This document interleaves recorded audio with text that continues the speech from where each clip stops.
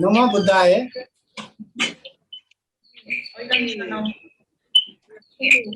नमो तस्सौ भगवतो अरहतो सम्मा सम्बुद्धस्स।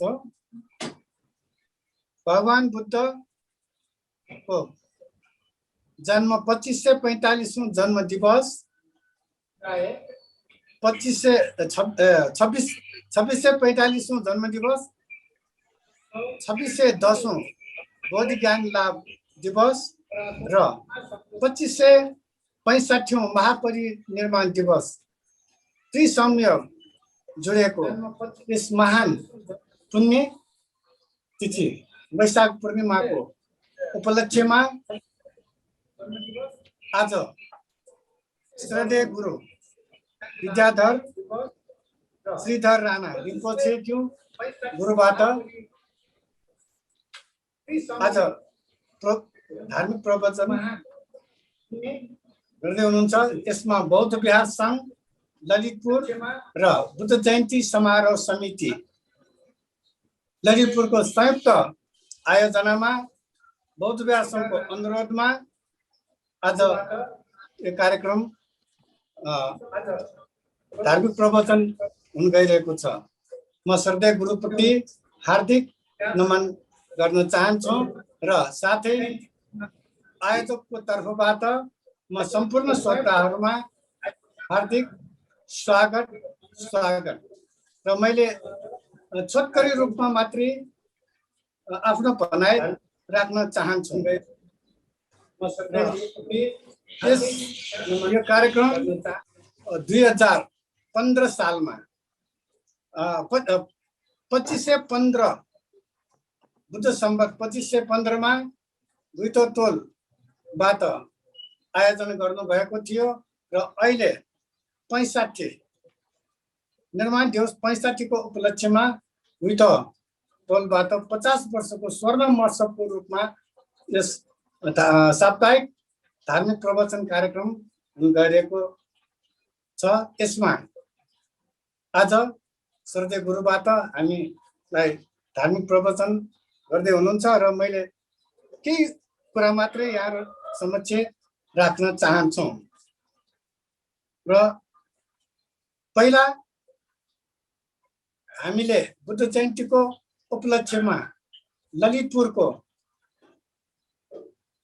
विभिन्न स्थानमा बुद्ध जयन्ती पालो लिए आउने क्रममा हामीले 2563 64 65 भनेर बुद्ध जयन्ती समारोहलाई भव्य रूपमा सम्पन्न गर्दै आइरहनु भएको थियो र यसपालि यो चाहिँ कन्फ्युजको रूपमा भएको हुँदा बुद्ध जयन्ती ट्रस्ट कमिटी र गुइटा आयोजक समिति संयुक्त रूपमा छलफल गरी अब उपरान्त यो भन्दा पनि भगवान बुद्धको जन्म बोधि ज्ञान लाभ अनि महापरिनिर्वाण को छुट्टै हामीले चाहिँ स्पष्ट गर्नुपर्छ भन्ने कुरामा सहमत गर्दै यसपालि भगवान बुद्धको जन्म 2645 बोधि ज्ञान लाभ 2610 र महापरिनिर्वाण 2565 भनेर हामीले विभिन्न बैनर र विभिन्न प्रचार माध्यममा हामीले यो कुरालाई समावेश गरेका छौं। सरकारको तर्फबाट पनि जुन बुद्ध जयन्तीको पालो हुन्छ जहाँ जे कुरा लेखिएको हुन्छ त्यही कुरा मात्रै राष्ट्रिय लेभलको टिभी च्यानलमा प्रसारण हुने भएको हुँदा यो चाहिँ यो भन्दा पनि सही रूपमा चाहिँ हामीले दिनुपर्छ भन्ने कुरामा यसपालि यसरी चाहिँ स्पष्ट रूपमा जाने भन्ने हिसाबले हामीले राख्यौं। त्यही भएको हुँदा यसपालिदेखि यो तीनटै सम्यकको रूपमा राख्यौं र यही क्रममा दुईटोलको आयोजनमा बौद्ध विहार संघको अनुरोधमा आज श्रद्धेय गुरुबाट हामीमा प्रवचन हुन क्रममा म अहिले धेरै कुरा नराखी बौद्ध विहार संघको अनुरोधलाई सहर्ष रूपमा स्वीकार गरिदिनु भएकोमा म उहाँप्रति हृदय श्रद्धापूर्वक नमन गर्दै यो आजको यस कार्यक्रममा प्रवचन गर्नको निमित्त मैले यसै च्यानलको तर्फबाट पनि हार्दिक अनुरोध गर्दै म बिदा हुन चाहन्छु। भवतु सर्वमङ्गलम्।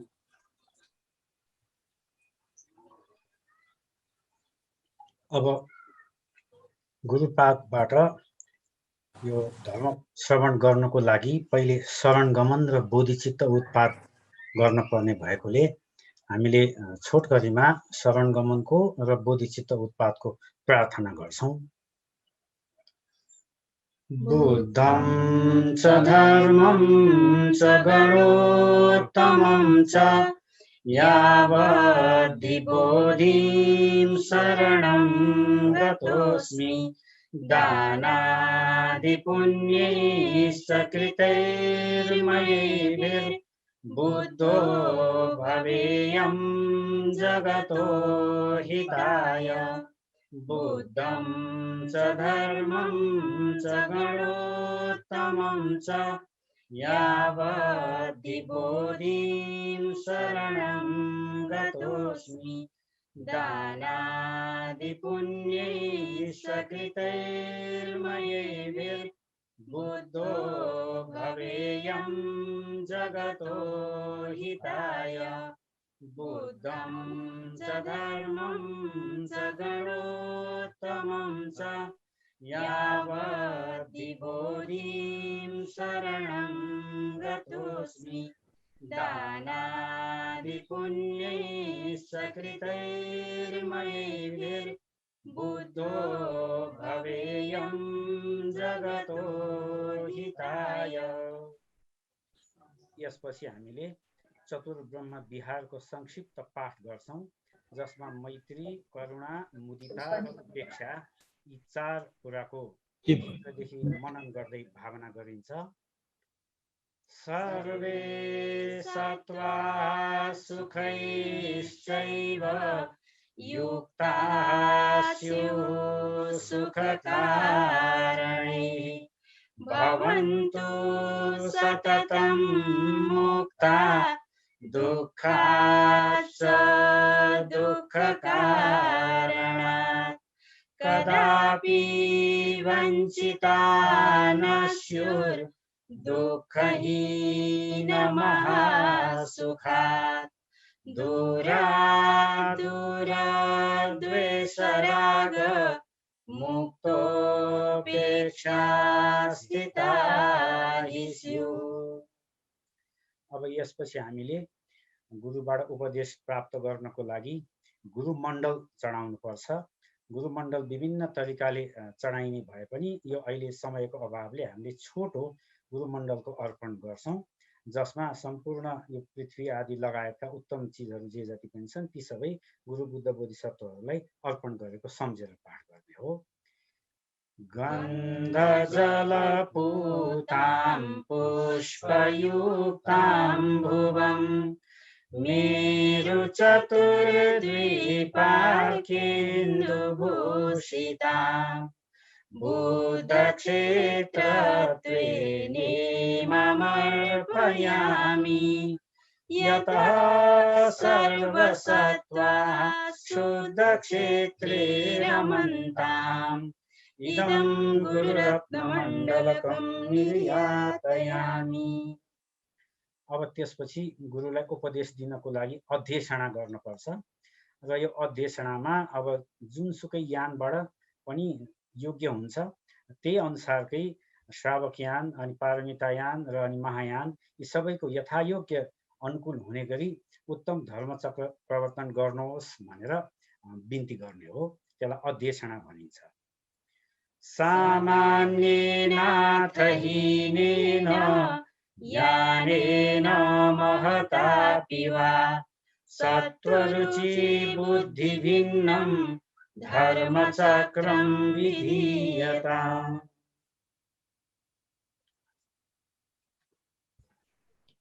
आजको प्रवचन मृत्यु, बुद्ध धर्ममा मृत्यु विषयमा हो।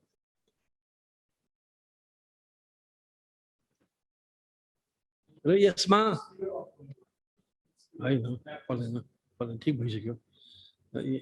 यसमा श्रावक ज्ञान यानी थेरवाद या श्रावक ज्ञान अन्तर्गतको थेरवाद, त्यसपछि पारमितयान महायान अन्तर्गतको र महायान अन्तर्गतको वज्रयान, यी तीनै यानको छोइन्छ। र बुद्ध धर्ममा मृत्यु धेरै महत्त्वपूर्ण हो र त्यसलाई हामी प्रिपेयर गर्नुपर्छ, तयार हुनुपर्छ। र भगवान बुद्धले मरणानुस्मृति पनि दिनुभएको थियो। र यो विषयमा हामी आज मृत्यु प्रक्रिया 1, दोस्रो अन्तराभव, जसको बारेमा हामी व्याख्या गर्छौँ पछि, जो 6 किसिमको हुन्छ। त्यस्तै गुरुहरू, वज्रयानका गुरुहरू, जैन बुद्धिज्मका गुरुहरू र पछि पहिलेका थेरवाडका गुरुहरू पनि बित्ने बेलामा, मरण हुने बेलामा जुन समाधिमा जहाँ गएर बित्थे त्यसलाई तिब्बती भाषामा थुकदाम भन्छ, हाम्रो नेपाली या संस्कृतमा चित्त समय समाधि, त्यसको बारेमा। अनि दुर्गति परिशोधन, अमिताभ र शान्त क्रोध, यी 3टा पूजाहरू बारेमा अलिकति छोटोमा मात्रै गइरहेर जाने होइन, टाइम हुँदैन हामीलाई। अनि उत्क्रान्ति योग विषयमा अलिकति छुन्छौँ हामी, जुन मृत्यु समयमा काम लाग्ने चिज हो, जसलाई तिब्बती भाषामा फोवा भन्छ।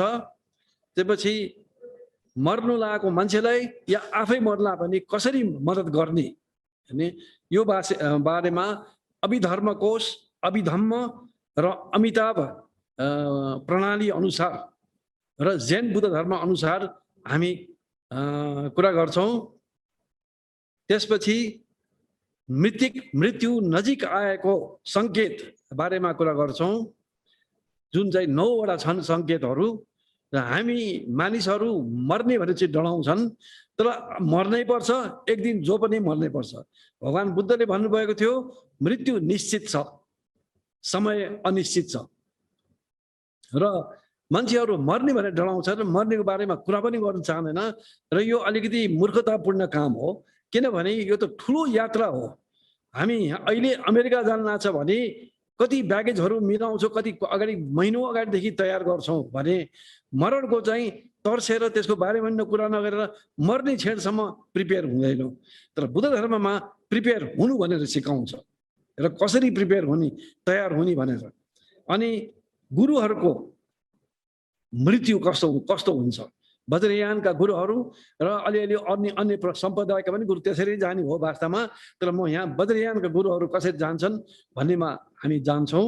र यो जति बौद्ध धर्ममा पारमितयान, सूत्रयान, पारमितयान, वज्रयान र श्रावक ज्ञानमा मृत्यु विषयमा छन्, ती मध्ये मैले आज जुन भन्नको 5% पनि होइन। अब मृत्यु प्रक्रियामा जाउँ। यसलाई च्युति अन्तराभव पनि भन्छ।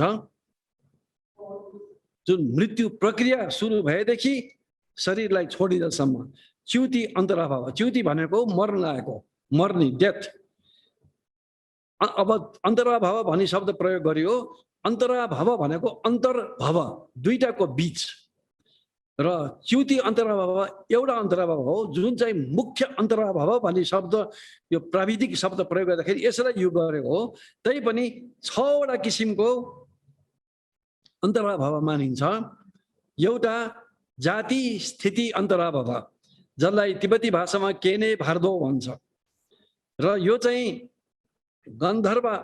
गर्भाधानदेखि मृत्युसम्म, गर्भाधानदेखि मृत्यु प्रक्रिया सुरु हुन्जेलसम्म त्यो अन्तराभव, त्यो अन्तरालमा अन्तराभव भनेको रहने हुन्छ। त्यसपछि मृत्यु प्रक्रिया जुन सुरु हुन्छ त्यसलाई च्युति अन्तराभव भन्छ, हैन। च्युति भनेको मर्ने। यसको बारेमा पनि हामी अलिकति विस्तृतमै कुरा गर्छौँ। र यसलाई तिब्बती भाषामा छिखाइ भारदो भन्छ, हैन। र यही बेलामा हो जुन पृथ्वी धातु लय हुन थाल्छ र यसको विषयमा हामी पछि कुरा गर्छौं। त्यसपछि अर्को चाहिँ धर्मता अन्तराभाव, जुन धर्मता अन्तराभाव हो यो चाहिँ मूल अन्तराभाव हो हैन, र यसलाई छुनी भार्दो भन्छ र अन्तराभाव भन्दाखेरि प्राय यसैलाई भनिन्छ। अब यो अन्तराभाव जुन धर्मता अन्तराभाव या छुनी भार्दो चाहिँ थेरवादमा पाउँदैन, तर महायानमा, महासङ्घिकमा, अपर शैलमा, सर्वास्तिवादमा, धर्मगुप्तिकमा, यी अन्य निकायहरूमा यो अन्तराभाव पाइन्छ।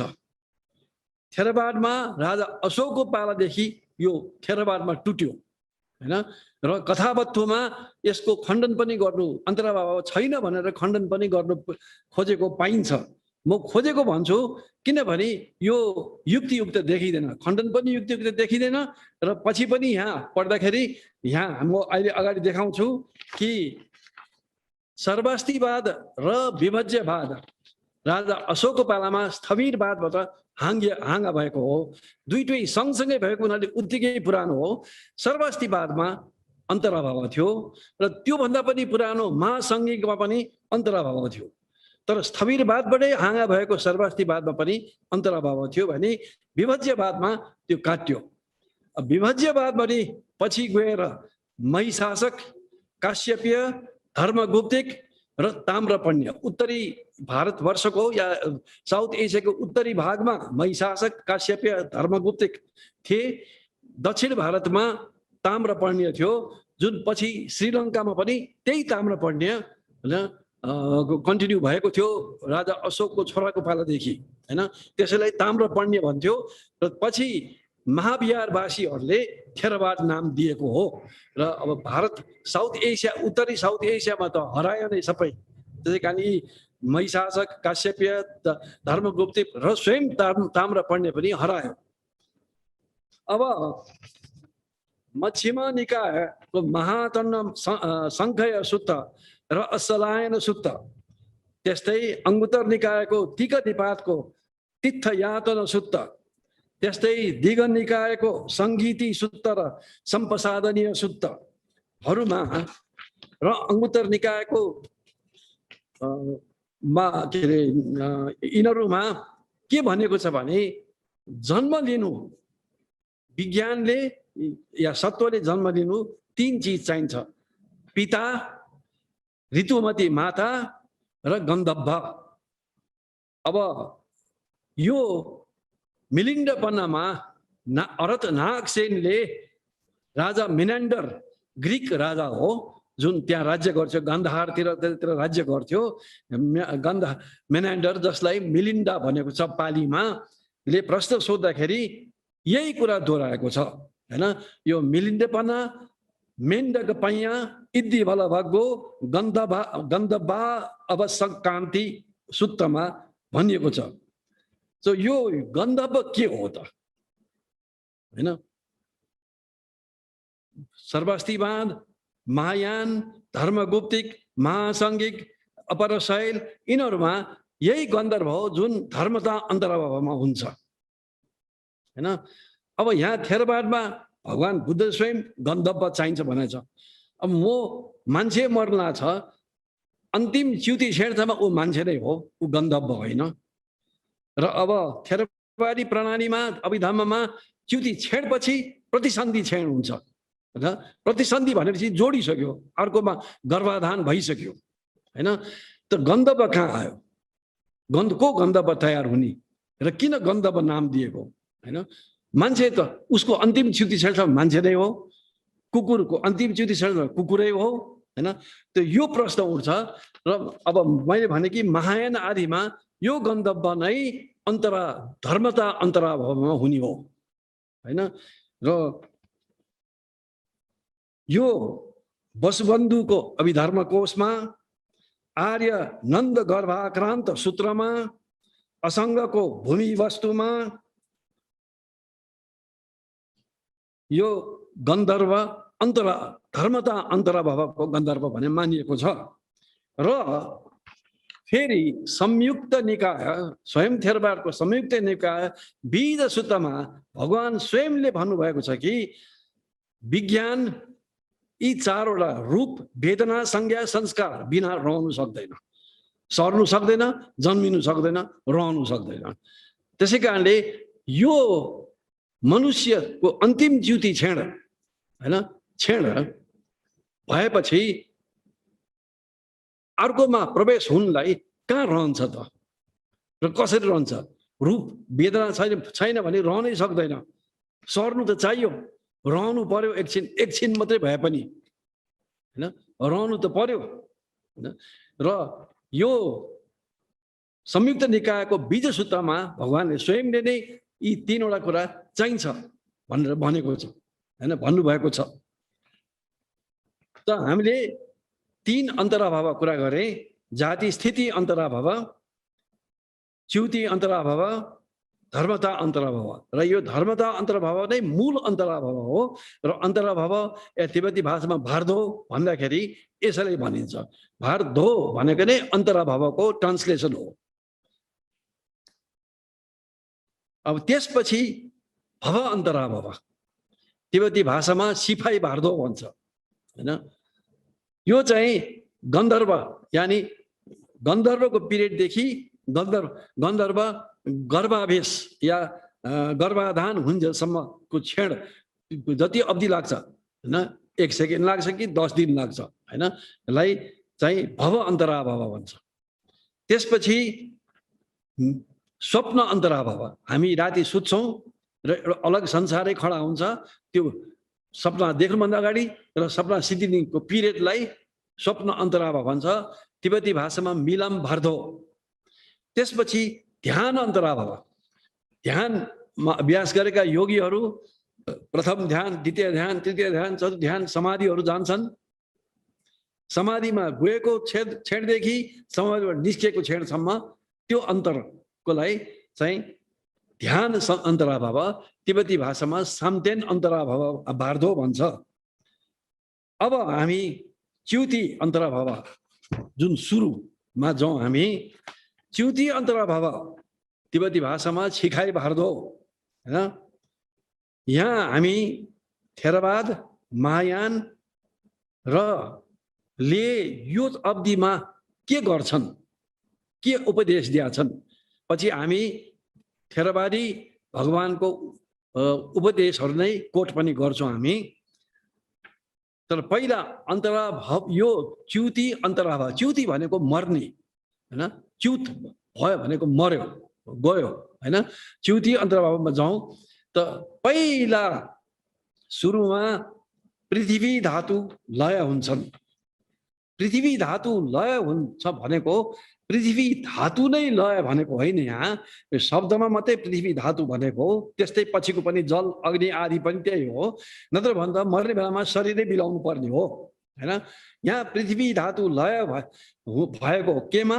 आप धातुमा। भनेको के भने पृथ्वी धातुलाई धारण गर्ने प्राणवायु जुन अलि स्थूल छ, आप धातु, आपो भनेको जल हैन, आपो धातुको प्राणमा लय हुन्छ, लाई धारण गर्ने प्राणमा लय हुन्छ। यो बेलामा यो तलको महासुख चक्र जुन चाहिँ हाम्रो बुधद्वार नजिक हुन्छ, त्यहाँबाट माथितिर गएपछि माथि नाइटो भन्दा अलिकति तल 3.5 औं तल भएको निर्माण चक्र भन्ने जुन छ, त्यो निर्माण चक्रमा पुग्न थालेपछि निर्माण चक्र भङ्ग हुन थाल्छ, नष्ट हुन थाल्छ। र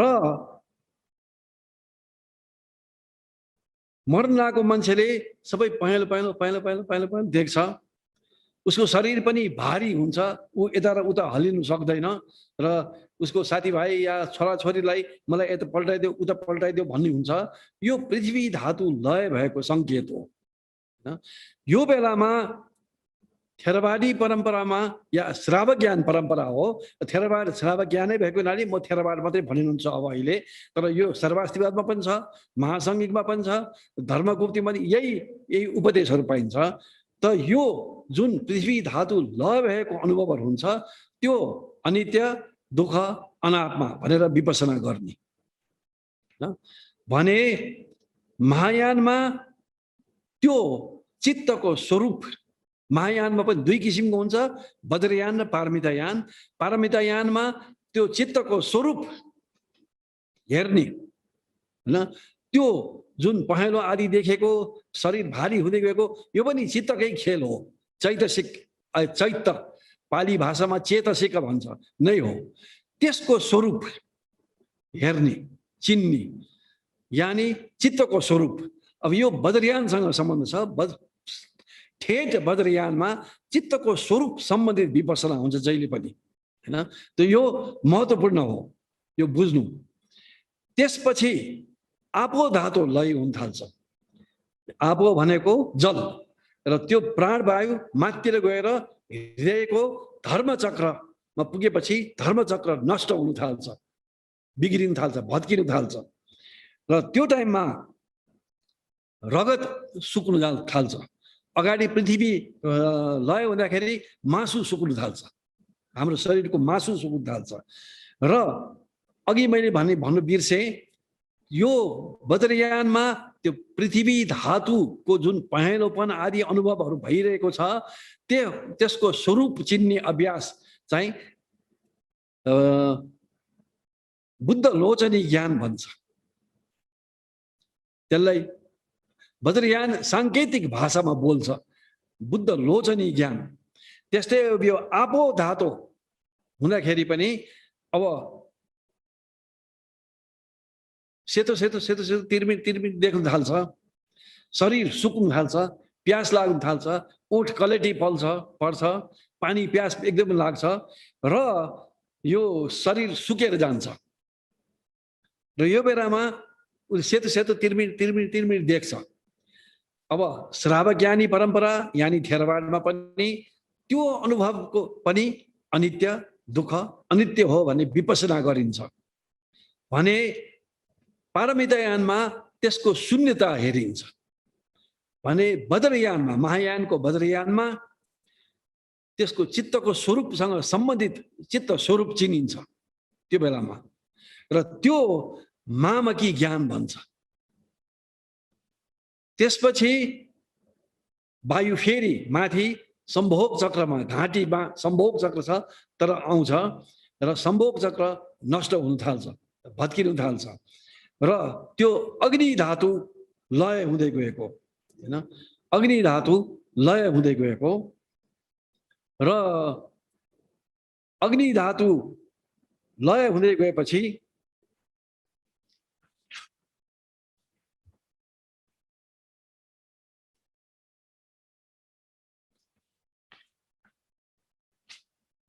दुई किसिमले जान्छ। एउटा शरीर तल खुट्टादेखि चिसो हुँदै गएर माथितिर तातोपन माथितिर सर्दै जान्छ र माथितिर आउँछ। अर्को माथिबाट चिसो हुँदै गएर तलतिर खुट्टामा आएर रोकिन्छ। त यसमा त्यो व्यक्ति कतातिर जान लागेको, उसको त्यो जुनीको कर्म र पहिलेको कर्महरूको बलले कतातिर जान लागेको भनी सङ्केत गर्छ।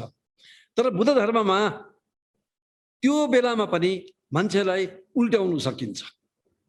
त्यो बेलामा पनि उस जुन गतितिर गइरहेछ मोड्नु सकिन्छ।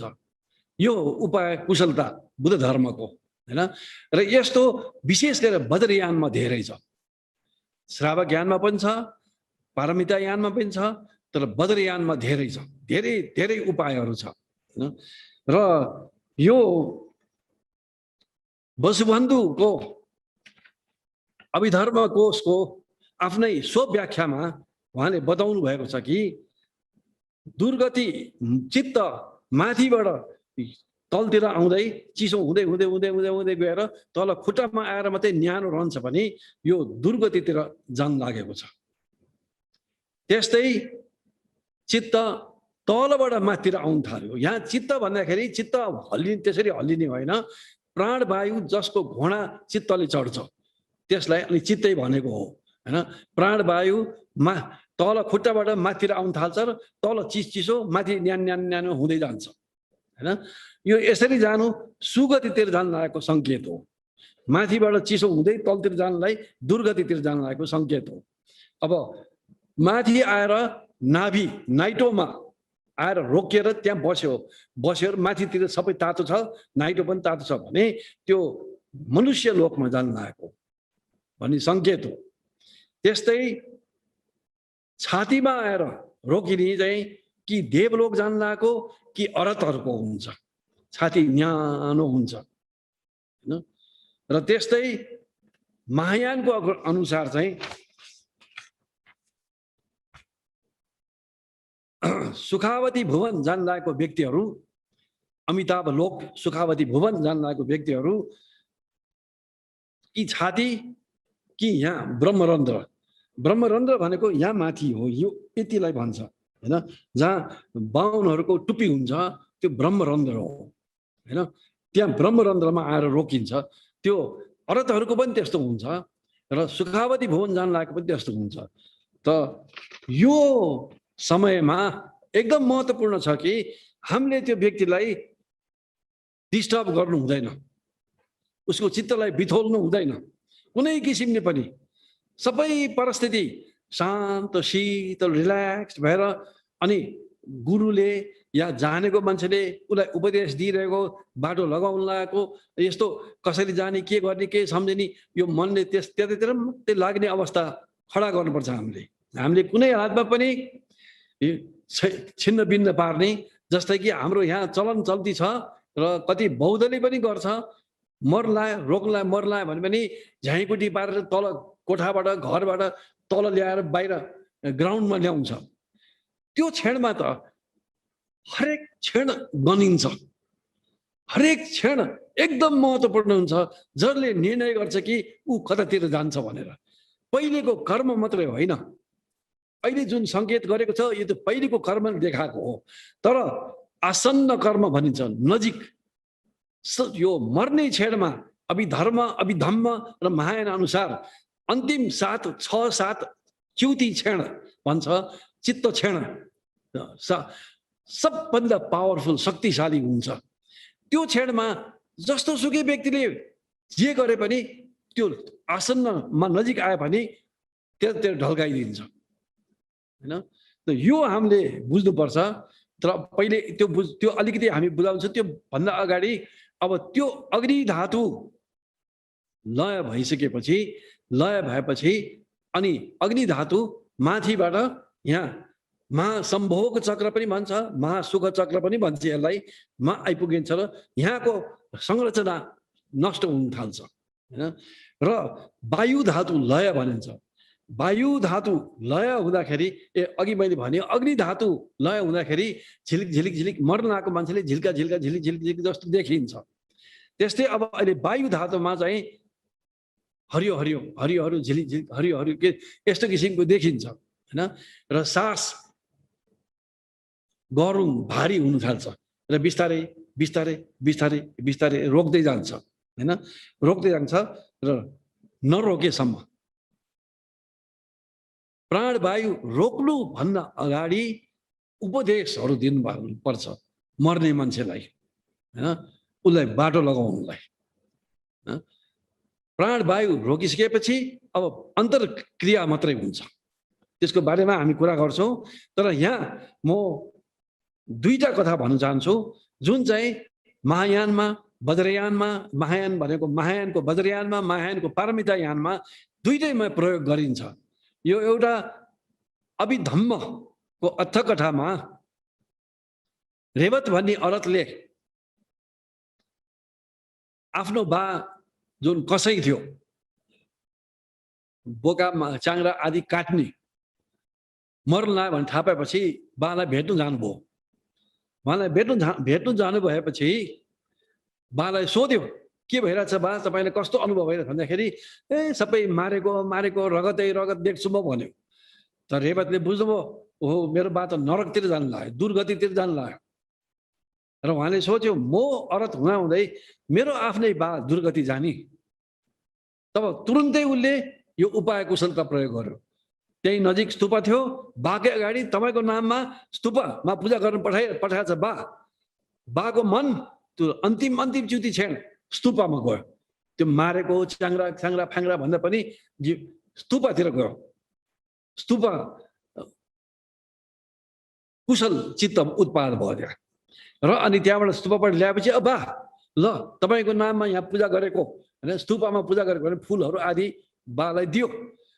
त्यो अन्तिम छेड थियो। त उहाँको बाले रेवतलाई भन्यो, छोरा हो रेवत त आफ्नो, हट म किनभने अप्सराहरू लिन आए, हट तेरो सौतिनी आमा आउँदैछ। त रेवतले बुझ्यो कमसेकम सुगति त गयो मेरो बा र सन्तुष्ट भए। त्यस्तै मज्जिमा निकायको धनञ्जनी सुत्तमा सारीपुत्रले धनञ्जनी ब्राह्मणलाई पनि त्यसै गरेको छ हैन। तर ब्राह्मण त राम्रो उपासक हो, भगवान बुद्धकै चेला हो, त्यो अभ्यासहरू पनि गरेको थियो हैन। र धेरै विपसना समथा विपसना पनि गरिसकेको ब्राह्मण हो। र त्यो यसको डिटेल म पछि गरौँला अर्को अवसरमा। र उहाँलाई इन्स्ट्रक्सन दिँदै दिँदै दिँदै लास्टमा ब्रह्मलोक सबभन्दा राम्रो अहिलेको लागि तिम्रो लागि भनेर अनि ब्रह्मलोक जाने हो भने चतुर ब्रह्म विहारको भावना गर, ध्यान गर भनेर इन्स्ट्रक्सन दियो। र धनञ्जनीको अन्तिम क्षणमा त्यही गर्दै बित्नु भएर तल्लो ब्रह्मलोकमा जन्मिनु भयो। अब महासुख चक्र वायु धातु महासुख चक्रमा गएर लय भइसकेपछि अनि चित्त आकाशमा लय हुन्छ त्यो।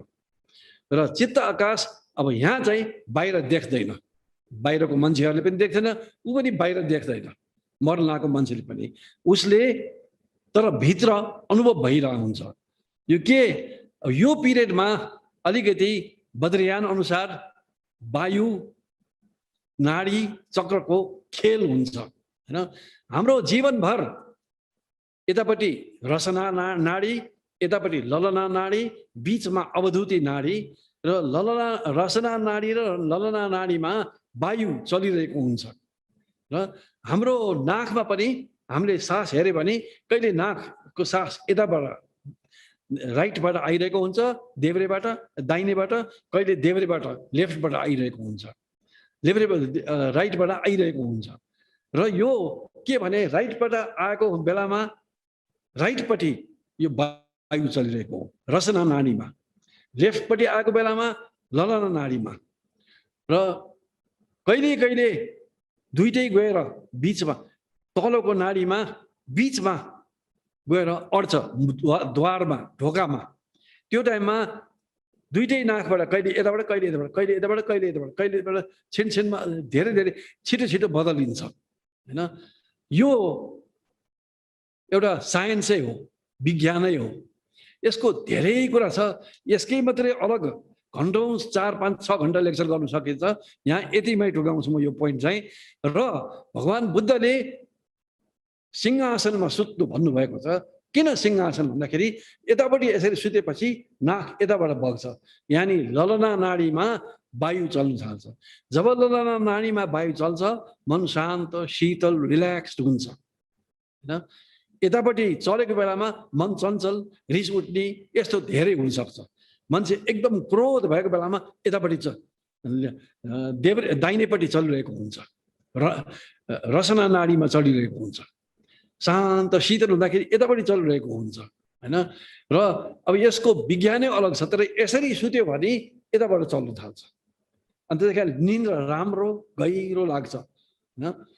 अब त्यसपछि यो मर्ने बेलामा चाहिँ जब चित्त आकाशमा लय भइसकेको हुन्छ, त्यसपछि यो दुईतिरको माथिल्लो वायु माथि आएर यहाँको अवधूति नाडीभित्र प्रवेश गर्न थाल्छ। तलपट्टिको तलतिर गएर नाभिभन्दा तलको निर्माण चक्रकोबाट भित्र बसेर माथितिर प्रवेश हुन थाल्छ हैन। र त्यो सबै शरीरको वायुहरू निस्किन थालेको। अब माथिको वायुले पहिला थिच्न थाल्छ। यहाँ माथि पिताबाट पाएको श्वेत धातु हुन्छ। यसैको पनि धेरै विस्तार छ बद्रयानमा। अब यहाँ हाम्रो टाइम हुँदैन, त्यो त यसैको 1 घन्टा कुरा गर्न सकिन्छ यही श्वेत धातुको बारेमा मात्रै।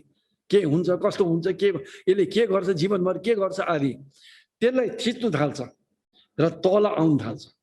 त्यो तल आउँदाखेरि हृदय चक्रतिर आउन थाल्छ यो हृदय चक्र, हृदय भनेको धर्म चक्रतिर आउन थाल्छ।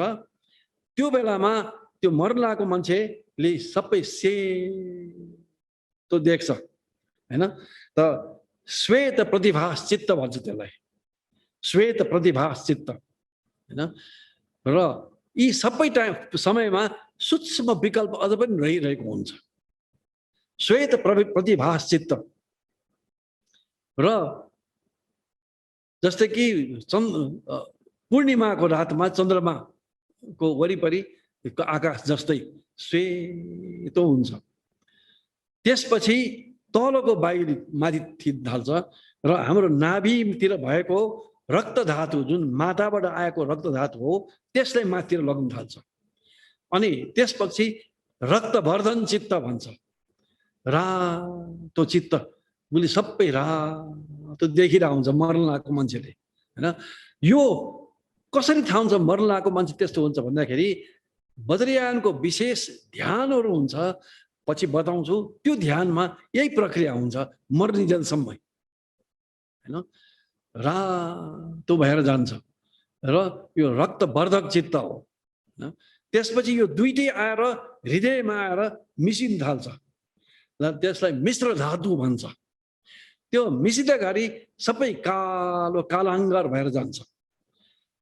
त्यो बेलामा औषध व्यक्ति मूर्छा पर्छ, उसलाई अत्तोपत्तो केही 2-4 सेकेन्डभित्र मूर्छा पर्छ। योगीहरू धेरै र त्यो पनि करेक्ट सम्यक ध्यानहरू गरेको छ भने त्यसमा पनि होस राख्नु सक्छ हैन। र तर कालो अनुभव, जस्तै कि यो कोठा पुरै कालो अन्धकार भएर मैले हेरिरहेको छु भने मैले यो कालो देखिरहेको हुन्छु, म बेहोस त भए हुन्न। तर औषध व्यक्ति बेहोस हुन्छ हैन। र त्यसलाई कृष्ण उपसम्प्राप्ति चित्त भन्छ हैन। उपसम्प्राप्ति भनेको झन्डैले प्राप्त भएको। किन झन्डैले प्राप्त भएको भन्दाखेरि नेक्स्ट जुन उदय हुन्छ त्यो क्षणमा विशेष गरी वज्रयानमा तर पारमिता यानमा पनि प्राप्त हुने सुनौलो अवसर छ। हरेक वज्रयानी साधकले त्यो चिन्यो भने, त्यो क्षणमा चिन्यो भने उसले प्राप्त हुन्छ, ज्ञान प्राप्त हुन्छ, दर्शन मार्गमा प्रवेश हुन्छ, यानी प्रथम भूमि स्थित बोधिसत्व बन्छ हैन। त्यो के भने साधारण मान्छे मूर्छा पर्छ, त्यसपछि योगी त्यसैमा ध्यानमा रहिरहन्छ, त्यसपछि एकैचोटि मृत्यु प्रभास्वर उदय हुन्छ। यो प्रभास्वर चित्तको विषयमा थेरवादमा पनि भगवानले दिग निकायमा पनि, अङ्गुत्तर निकायमा त 2 ठाउँमा भन्नुभएको छ, दिग निकायमा पनि भन्नुभएको छ हैन। सप्रभास चित्तम भन्नुभएको छ। यो प्रभास्वर चित्त मृत्युको बेलामा मृत्यु प्रभास्वर चित्त उदय भन्छ। किन मृत्यु प्रभास्वर चित्त उदय भन्दाखेरि त्यो मृत्यु प्रभास्वर चित्त उदय भएको बेला मात्रै विकल्प रहित हुन्छ, अविकल्प, कुनै पनि सोच विचार अवधारणा केही पनि रहन्न।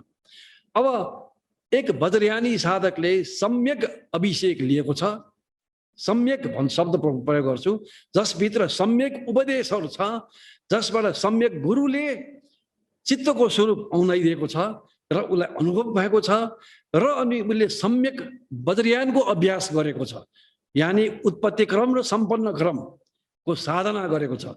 जुन त्यो दुईटै साधनाभित्र समता र विपसना हुन्छ। उत्पत्ति क्रममा पनि समता विपसना हुन्छ, सम्पन्न क्रममा पनि समता विपसना हुन्छ। यो दुईटा अभ्यास जीवनभर गरेको छ भने यदि जीवनमै जीवन मुक्त हुनु सकेको छैन भने यो बेलामा गुरुले चिनाएको यही हो भनेर चिनिहाल्छ। चिन्ने क्षणमै ऊ मुक्त हुन्छ, ऊ दर्शन मार्ग प्राप्त हुन्छ, बुद्ध त होइन, ज्ञान प्राप्त हुन्छ हैन। प्रथम भूमि स्थित बोधिसत्व बन्छ। अब यो कुरा थेरवादको आजान झा थाइल्यान्डको, जसलाई कयौं थाईहरूले अरत भन्नुहुन्थ्यो, उहाँ अलि 15-20 वर्ष भयो बित्नु भएको हो हैन। उहाँको बोधी लिभ्स B11 मा लेख्नु भएको छ कि उहाँले उहाँको मर्न आएको एउटा चेलालाई एउटा चिठी पत्र पठाउनु भएको थियो। त्यो पत्रमा पनि सारा खाला यति विस्तृत यति राम्रो नभए पनि भन्नु खोजेको यही पोइन्ट देखिन्छ हैन कि तिम्रो रूप र नाम विखण्डन हुँदै गएपछि र सास अन्त भएपछि अन्तमा एउटा त्यस्तो चित्त उदय हुन्छ हैन त्यो नै साँच्चीकै बुद्ध हो। शाक्य मुनि पनि यो बुद्ध चिनेको हुनाले बुद्ध बनेको हो हैन। शाक्य मुनि जानु भइसक्यो, बित्नु भइसक्यो, मर्नु भइसक्यो, तर यो चित्त कहिले पनि मर्दैन हैन, कहिले पनि मर्दैन। यो स्वयं आजान झा थाइल्यान्डको धेरै विख्यात गुरु कल्याण मित्रले भन्नुभएको हो र हरेक वज्रयानीलाई पनि यो स्वर्ण अवसर हो, एकदम स्वर्ण अवसर हो यो। त्यो टाइममा ज्ञान साधारण मान्छे के हुन्छ जब त्यो निस्किन्छ यस्तो शक्तिशाली झलझलाकार जस्तो र आनन्द हुन्छ कि फेरि मूर्छा पर्छ। र यो चिनेर देखेर मात्रै ज्ञान प्राप्त हुने होइन, त्यसको स्वरूप चिन्नुपर्छ। र त्यो स्वरूप वज्रयानमा अगाडि नै अभिषेकभित्र गुरुले शब्दबाट मात्रै होइन अनुभव गराउँछ हैन, स्पष्ट अनुभव गराउँछ। त्यो अनुभव भइसकेको र अनि उनले उत्पत्ति क्रम सम्पन्न क्रमको अभ्यास जीवनभर गरिरहेको, यानि दुई किसिमका समुद्र विपसना गरिरहेको व्यक्ति यदि जीवनमै मुक्त हुन सकेन भने, ज्ञान पाउन सकेन भने यो बेलामा हुन्छ। तर यी उपदेशहरू छैन, खालि अभिषेकको नाममा घण्टा बजाएर मात्रै दिएको छ भने त यस्तो हुँदैन। र वज्रयानले दाबी गर्ने कि एकैचोटिमा ज्ञान प्राप्त गर्न सक्छ भने यही हो। अब योभन्दा पनि अगाडि प्राप्त गर्न सक्छ, त्यो कसरी? चण्डाली योग प्र्याक्टिस अभ्यास गरेर। र अघि यहाँ पनि साँच्चीकै ठिक चण्डाली योग हुनुपर्छ अनि यो हुन्छ हैन। किनभने चण्डाली योग अब यो त अलग सब्जेक्ट हो, यही नै 2-3 घण्टा यही जानु सक्छ चण्डाली योग बारेमा मात्रै। यहाँ मैले यो सम्बन्ध मात्रै कुरा गर्छु। अभ्यास गर्दै गर्दै गर्दै गर्दै गएपछि हैन यो रक्त धातु र श्वेत धातु र रक्त धातु त्यसरी नै मर्न लागेको मन जस्तो आएर यहाँ मिसिन्छ। उसले ध्यान गर्दा गर्दै चण्डाली योग ध्यान गर्दा गर्दै मिसिन्छ र अनि मृत्यु प्रभास्वर उदय हुन्छ, ऊ मर्छ। तर आफ्नो बलले आफ्नो ध्यानले नै मरेको हो हैन। र फेरि फर्किन्छ, त्यो फर्किँदाखेरि जीवन मुक्त भएर फर्किन्छ र उसको सिद्धि रिद्धि पनि भइसकेको हुन्छ हैन। माया देह हुन्छ, माया देह प्राप्त भएको हुन्छ। त्यो माया देहद्वारा सिद्धि रिद्धि पनि प्रकाशित गर्नु सक्छ उनले हैन। यो चण्डाली योग वज्रयानको सबभन्दा द्रुत मार्ग, छिटो मार्ग हो हैन। तर मुखले बोला जस्तो सजिलो छैन। एक त ठिक किसिमको उपदेश हुनु पर्यो, ठिक किसिमको चण्डाली हुनु पर्यो। चण्डालीको नाममा जे मन लाग्यो त्यही गरेर कुण्डलिनी योग भनेर मिलाएर अनेक किसिमको अलमल गरेको त्यो चण्डाली होइन। यसका उपदेशहरू हुन्छन् र चित्तको स्वरूपसँग सम्बन्ध हुन्छ र त्यो अभ्यासमा पनि चित्तको स्वरूपसँग सम्बन्ध हुन्छ। र यसरी अभ्यास गरे भने तापक्रम बन्ने त आजकल प्रख्यात भइसक्यो, शरीरको तापक्रम बढ्दै बढ्दै बढ्दै बढ्दै जाने, त्यो त साइड इफेक्ट हो, त्यो चण्डाली होइन, त्यो साइड इफेक्ट हो। मूल चण्डालीको अभ्यास त यो मृत्यु प्रभास्वरसम्म पुग्छ, जिउँदै हुँदाहुँदै पनि मृत्यु प्रभास्वरसम्म पुग्छ।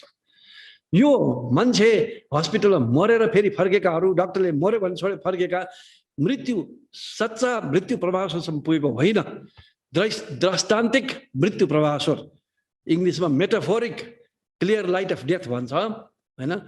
दृष्टान्तिक मृत्यु प्रभास्वरसम्म पुग्छ अनि फर्किन्छ। फर्केको मान्छे जो पनि त्यहाँसम्म मात्रै पुगेको हो, मूल मृत्यु प्रभास्वरमा पुगेको होइन। यो चण्डाली योगबाट मात्रै पुग्नु सक्छ, एक चण्डाली योगबाट मात्रै पुग्नु सक्छ वज्रयानमा। वज्रयानमा अरू उपायहरू पनि छन्, त्यसमा नजाउँ अहिले, किनभने त्यो अर्कै टपिक हो। यसरी साधारण मान्छे मरेपछि र जुन मृत्यु प्रभाससम्म पुग्छ त्यसपछि निस्किन्छ, शरीरबाट निस्किन्छ हैन।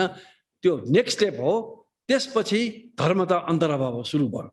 तर निस्किनु भन्दा अगाडि हैन, निस्किनु भन्दा अगाडि औसत व्यक्तिलाई यो प्रक्रिया हुनु 1 सेकेन्डदेखि क्षणभरदेखि 3.5 दिनसम्म लाग्न सक्छ, 3 दिनसम्म लाग्न सक्छ। योगीहरू 3.5 देखि 49 दिनसम्म रहन्छ। ठुला ठुला योगीहरू त यसरी तिब्बती भाषामा थुकधाम भन्छ, यसैलाई चित्त समय समाधि भन्छ। यही मृत्यु प्रभासको समाधिमा 3 दिन, 3.5 दिन, 4 दिन, 10 दिन, 17 दिन। मेरै गुरु, एक गुरु 17 दिनसम्म बस्नुभयो, अर्को गुरु 10 दिनसम्म बस्नुभयो, अर्को गुरु 3.5 दिनसम्म बस्नुभयो हैन। लास्ट सास गरेपछि सास रोक्यो र यसरी बसिन्छ हैन। र यो बारेमा गुरुहरूको मृत्यु बारेमा पछि कुरा गर्छौँ हामी। त यो 3.5 दिनदेखि 49 दिनसम्म योगी त्यसरी बस्न सक्छ। अब निस्किने समय आयो। निस्किने कहाँबाट हुन्छ? निस्किने कहाँ हुन्छ भन्दाखेरि एक बुधद्वारबाट त्यो नरक जान लागेको। हरेक व्यक्ति मर्ने बेलामा अलिकति नाकको पालबाट रक्त धातु र श्वेत धातु यानी सिङ्गान र रगत निस्किन्छ र यौन अङ्गबाट निस्किन्छ अलिकति, त्यो सबैको हुन्छ।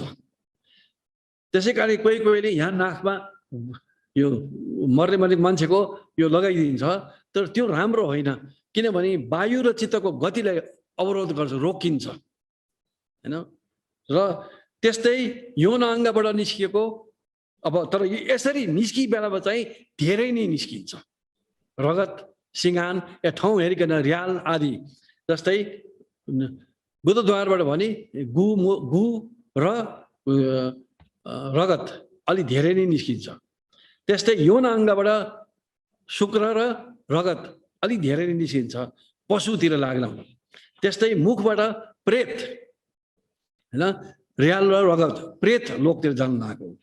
त्यस्तै नाकबाट सिङ्गान र रगत हैन, मनुष्य र यक्षलोक। अब मनुष्य र यक्षलोक त दुर्गति होइन, यहाँबाट सबै टालिदियो भने त त्यो बाटो जाने नै रोकिदियो, अप्ठ्यारो पारिदियो हैन। नाइटोबाट जाने भनेको हाम्रो नाइटोको तल्लो भाग हुन्छ, त्यो तल्लो भाग नाइटो नै पुरै बाहिर निस्किन्छ, पुरै बाहिर निस्किन्छ हैन। यसो निस्किन्छ र पट्ट फुटेर रगत निस्किन्छ हैन। त्यो चाहिँ कामधातु देवलोक। देवलोक पनि धेरै किसिम हुन्छ बुद्ध धर्ममा, कामधातु, रूप धातु, अरूप धातु, देवलोकहरू हैन। त्यहीभित्र पनि धेरै तहको हुन्छन् हरेकको। त्यसपछि कानबाट काने गुजी र रगत असुर लोक, असुर भएर जन्मनु लागेको। आँखाबाट आँखा एकदम उज्यालो भएर जान्छ हैन, र अनि रगत जमेको जस्तो हुन्छ हैन। त्यो चाहिँ मनुष्य लोकै हो हैन। त्यस्तै अनि तालुबाट, तालु भनेको हाम्रो यो कपालको रौँको रेखाको 4 औँल माथि यहाँलाई तालु भन्छ हैन। त्यहाँबाट जाने या निधारबाट जाने, यो चाहिँ प्राय हिन्दू योगीहरू त्यसरी जान्छन् र हाम्रो बौद्ध प्रणालीमा त्यसरी जाने अरूप धातु देवलोकमा गएको मानिन्छ हैन। र यसको बारेमा अलिकति ब्रेक हुन लाग्छ, ब्रेक पछि अलिकति म कुरा गरौँला। त त्यसपछि ब्रह्मरन्ध्रमा भनेको चाहिँ यो हो, यो एरिया जुन टुपी पाल्छ हैन। यहाँबाट जाने चाहिँ साधारण मान्छे यहाँ तातो हुन्छ हैन, योगीहरू फुटाएर पनि जान सक्छ, रगत यहाँ आउँछ, यहाँबाट फुटाएर पनि जान सक्छ।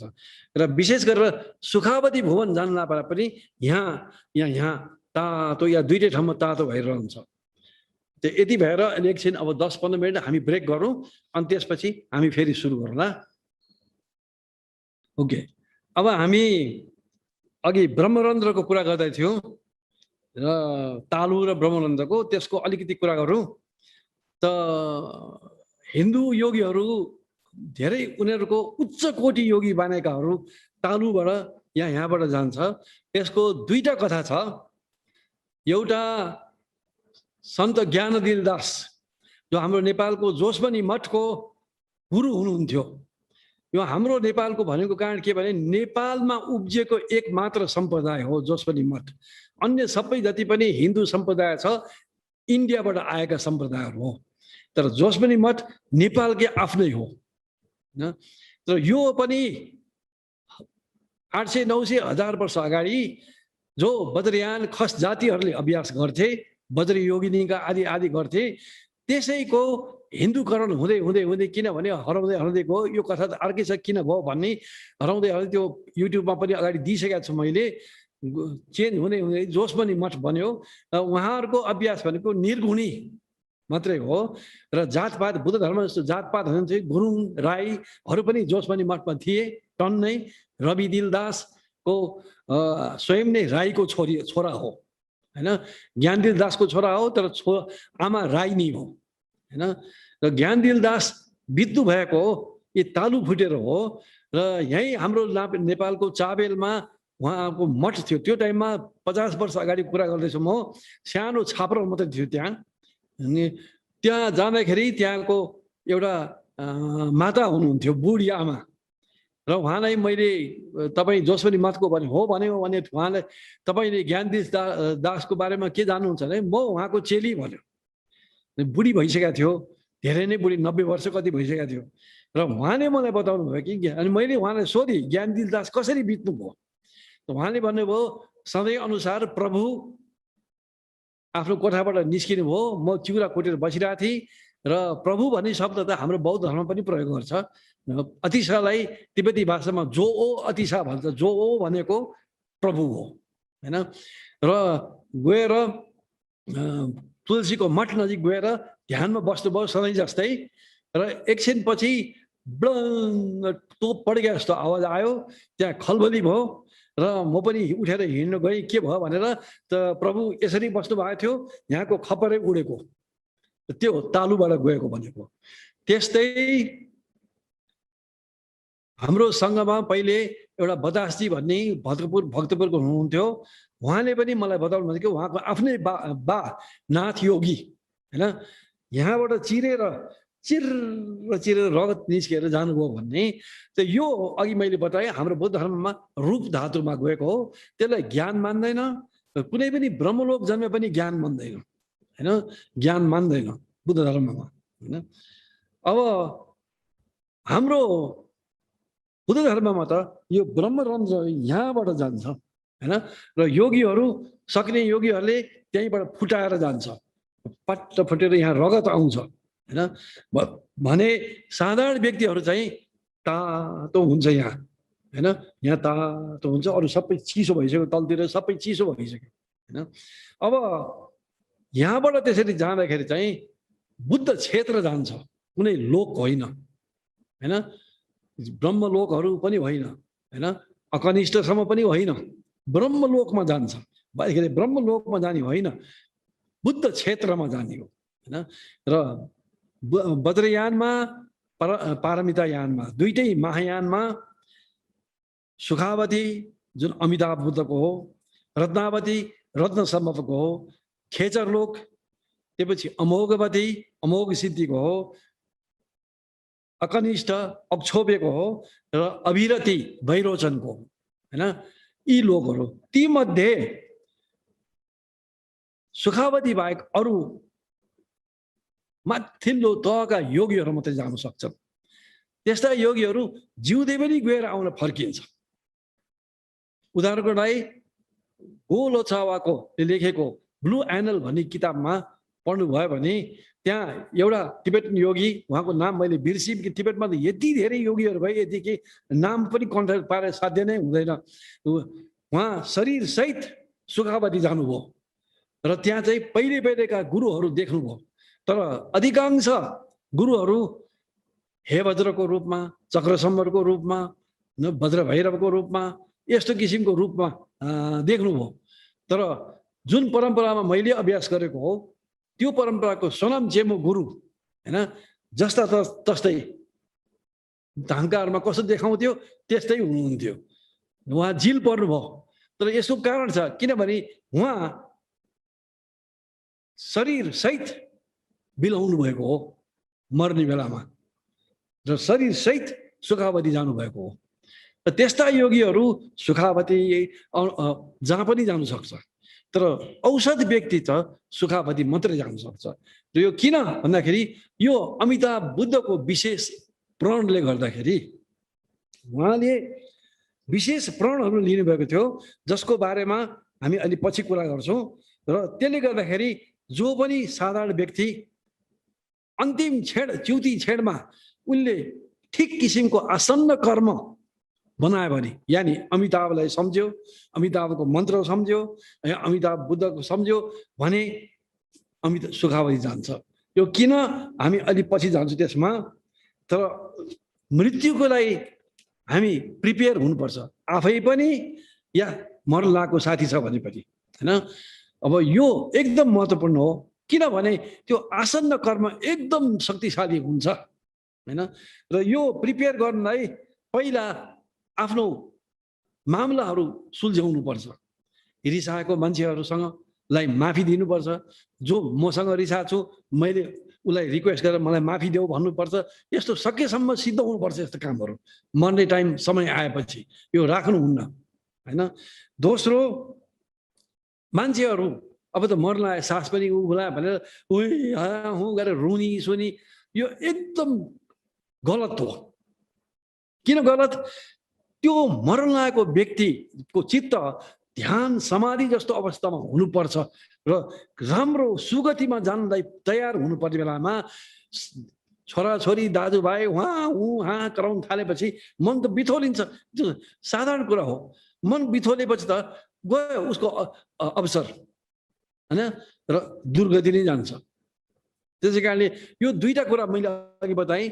मर्न लागेको मान्छे जसरी पनि बाहिर निकालेर मर्नुपर्छ, झाङझाङ झुङु गर्ने हैन, चित्तलाई पुरै बिथोल्ने र अनि हुँ रुनी उसकै अगाडि रुनै पर्छ भने कोठा बाहिर गएर अर्को ठाउँमा गएर रुनी, उसको अगाडि होइन, उसले सुन्ने गरेर थाहा पाउने गरेर होइन हैन। र यो घरभित्र रह्यो मर्यो भने चाहिँ भूत प्रेत भएर आउँछ या भूत हुन्छ भन्ने किसिमको ननसेन्स अवधारणाहरू देखिन्छ। मैले धेरै सुनेको छु यो कुराहरू र यहाँ त गरिन्छ पनि त्यस्तै हैन। यो त्यो नचाहिने कुरा हो त्यो हैन। कुनै घरभित्र मर्यो भने भूत हुने, घर बाहिर मर्यो भने भूत नहुने, त्यो त के ननसेन्स, टोटल ननसेन्स कुरा हो यो हैन। त्यो बेलामा त एकचोटि उसको मृत्यु प्रक्रिया सुरु भएपछि उसलाई एकदम अनडिस्टर्ब्ड शान्त हैन विचलित हुनै नदिने अवस्थाहरू खडा गरिदिनुपर्छ र अनि उपदेश दिनुपर्छ जान्ने मान्छेले कि उसको अहिले के गर्ने, के सम्झिने, के गर्ने, अनि त्यो दुःख अनात्मा हो कि शून्यता हो कि चित्तको स्वरूप हो कि सम्झाउनै पर्छ। यो त योगीलाई समेत पनि गर्छ हैन। तिब्बती परम्परामा त जान लाग्यो योगीलाई, अर्को योगीले उसको चित्तको स्वरूप गुरुले चिनाएको यो सम्झ भनेर सम्झाउँछ। अब मृत्यु क्षण आयो, नजिक आयो भन्ने कसरी थाहा पाउने? यो जरुरत छ। मान्छेहरू ओहो म त थाहा पाउँदिनँ, त्यो त मूर्ख हो। उसले त अमेरिका जानलाई टिकट कहिले किन्छ थाहा पाउँदिन, जहिले उड्ने बेला हुन्छ त्यही मात्रै भन मलाई भने जस्तो भयो होइन। त्यही बेला मात्रै भने जस्तो भयो। प्रिपेयर हुनु पर्यो नि, त्यत्रो ठुलो यात्रामा जानु लागिरहेछ होइन, प्रिपेयर हुनु पर्यो नि। र यो आँखाको आँख बन्द गरेर यो आँखी यो आइबल्सलाई होइन यसरी थिच्यो भने र यहाँ माथि हेऱ्यो भने झिलिक झिलिक झिलिक झिलिक देखिन्छ। त्यो झिलिक झिलिक देखेसम्म मर्ने बेला आएको छैन। जब झिलिक झिलिक देख्नु छोड्यो 10 दिन बाँकी छ भन्ने कुरा भयो होइन। त्यस्तै अनाहत नाद, यो अनाहत नाद भित्र यो अनाहत, हात भनेको यो हात झिर्काएको हुनाले आएको, दुईटा चिज झिर्काएर आएको। अनाहत कुनै कुरा पनि नहिर्काइकन आएको। यहाँ भित्र हाम्रो कुइँ चिट चिट चिट चिट चिट भन्छ, अनेक किसिमको आवाजहरू आइरहेको हुन्छ, त्यसलाई अनाहत नाद भन्छ। त्यसैको अलग ध्यान पनि हुन्छ। वास्तवमा सुरङ्ग सूत्रमा यसको ध्यान दिएको छ। यो पछि भारत साउथ एसियामा बुद्ध धर्म हराएपछि हिन्दूकरण हुँदै हुँदै गएर अहिलेका अधिकांश गुरुहरूले यो अनाथ नादै सिकाउँछ, तर त्यसमा उपदेश ठिक छैन, हिन्दू उपदेश छ, हाम्रोमा शून्यताको उपदेश छ र पुरानो सुरङ्ग सूत्र हो। किन 5औं 6औं शताब्दीमा पनि को पत्रहरू पनि पाइएको छ। सुरङ्ग सूत्र भने हठयोग यिनीहरू सबै भनेको 11औं शताब्दीपछि र नादयोग हिन्दूमा चलन गरेको त 12औं 13औं 14औं शताब्दीपछि मात्रै हो हैन। त यो नादयोग यहाँ सुनिन्छ, जब यो सुन्नु छोडिन्छ तब समय आयो हैन, समय आयो भन्ने कुरा हुन्छ। त्यसपछि अर्को जिब्रोको टुप्पा देखिन्छ कि देख्दैन? जिब्रोको टुप्पा लोग्ने मान्छेको त जुङ्गाले पनि छेक्छ, त्यो हटाउनु पर्छ। अब देखेन भने यदि हैन त देख्यो भने मर्ने बेला भएको छैन।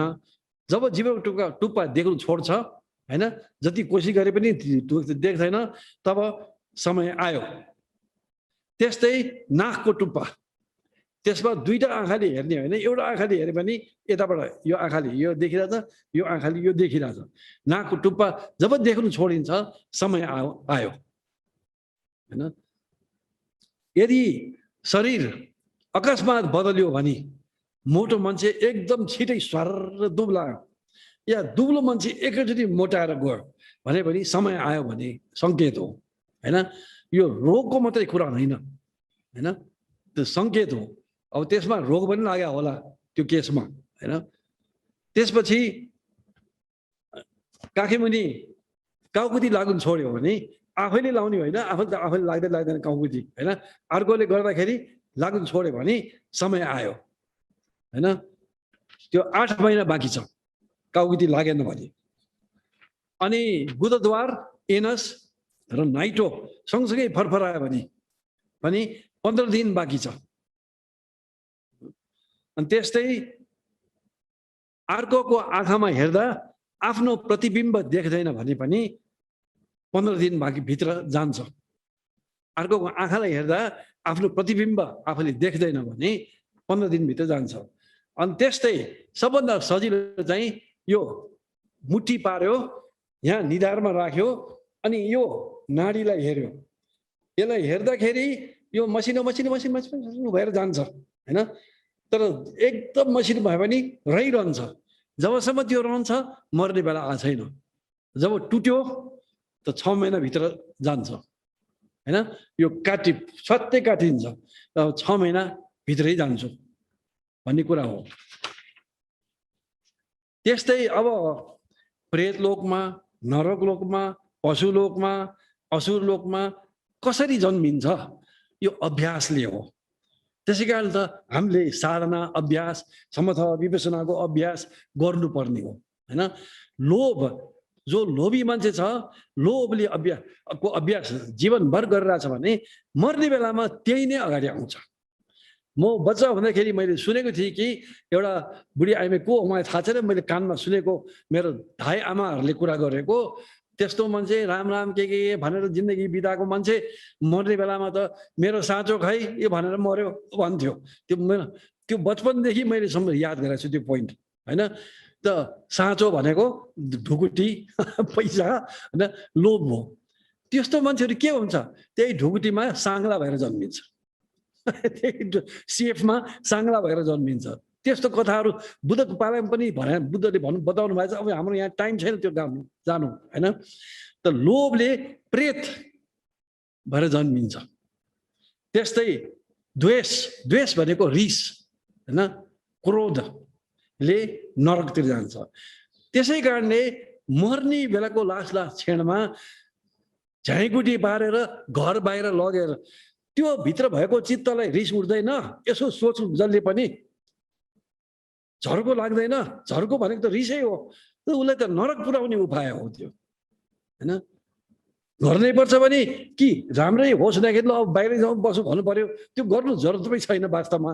त गर्नै पर्छ, ल रीतिरिवाज भने पनि त्यो अगाडि बाहिर हुनु पर्यो त्यो लास्ट सास आउँदैसम्म राखेपछि झाइकुटी पारेर भर्याङ मुनतिरबाट तौराएर तल लगेर त्यहाँभित्र भएको चित्तलाई त झर्को लाग्छ कि लाग्दैन तपाईँ आफै सोच्नुहोस् होइन।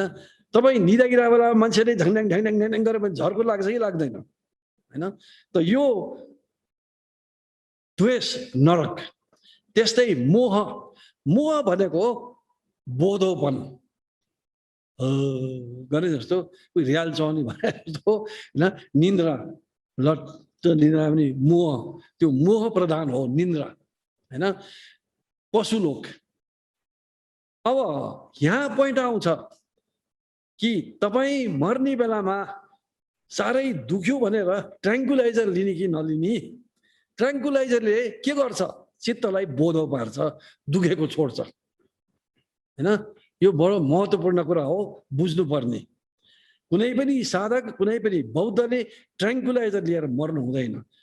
दुःख छ भने दुःखको विपसना गरेर जानुपर्छ आफ्नो आफ्नो तरिकाले। अनित्य दुःख अनात्मा या त्यो चित्तको स्वरूप या त्यो शून्यता होइन। ट्र्याङ्कुलाइजर लियो भने बोध हुन्छ, अन्तिम क्षणमा बोध चित्तले गएपछि पशुतिर गयो। यो एकदम महत्त्वपूर्ण चिज हो। अब यहाँ अप्ठ्यारो छ, आफ्नो मान्छे साह्रै पीडा भयो, दुःख भयो, ट्र्याङ्कुलाइजर दिएर भने एकदम पीडा भयो। धेरै पीडा भयो भने पनि फेरि द्वेष रिस उठ्न थाल्छ नरकतिर। अब यो कसरी ब्यालेन्समा ल्याउने होइन। अभ्यासी गरेर त अभ्यास हेरेर जान सक्छ। म एक्जाम्पल दिन्छु, जापानको अन्तिम सामुराई, उहाँ जेन गुरु पनि हो र जापानको साँच्चीकै सामुराई, अन्तिम सामुराई हो उहाँ होइन। हो ताकाहासी होइन। उहाँले आन्द्राको क्यान्सर भएको थियो। अब त्यो जमानामा त किमोसिमो भन्ने पनि थिएन, केही पनि थिएन होइन। जाने बेलामा उहाँ त जेन गुरु हो, आसनमा कसेर अन्तिम प्रवचन दिएर अनि त्यसपछि अन्तिम सास लिएर अनि आन्द्राको दुःख आन्द्रालाई दुःखबाट कस्दै होइन, कागको काग काग काग काग काग काग गर्दै गइरहेको थियो। बस एकदम स्मृति सम्पजनेमा अन्तिम क्षणसम्म रहनुभयो होइन। जे दृष्ट धर्म थियो त्यसमा तटस्थ भएर त्यसको स्वरूप चिनेर बस्नु भएको थियो होइन। यो त हाइक्यू हो। जापानिज जेन बुद्धिज्ममा हाइक्यू भनेर जान्छन् गुरुहरू कति होइन। त्यस्तै ईर्ष्या, असुर, जीवनभर ईर्ष्याको अभ्यास गरे पनि असुर लोक। त्यस्तै घमण्डपन, तर घमण्ड पनि छ, धर्म पनि धेरै गरेछ भने काम धातुको देवलोक, तल्लो काम धातुको देवलोकमा जन्मिन्छ। काम धातुको देवलोक विशेष गरी तल्लो यक्षहरू, उहाँ उनीहरूको आफ्नो रिद्धि सिद्धिमा घमण्डीपन हुन्छ। अब मैत्री करुणा होइन, मैत्री करुणा अभ्यास समापत्ति गरेको छ भने उच्च देव धातु के अरे रूप धातु देवलोकमा जन्मिन्छ, ब्रह्मलोकमा जन्मिन्छ, उच्च ब्रह्मलोकमा जन्मिन्छ।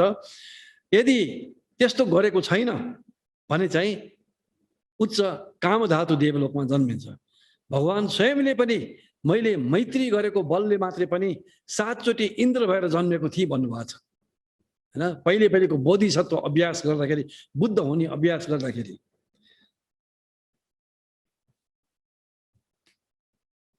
जस्तै कि धनञ्जनी ब्राह्मणलाई सारीपुत्रले पठाए तल्लो ब्रह्मलोकमा।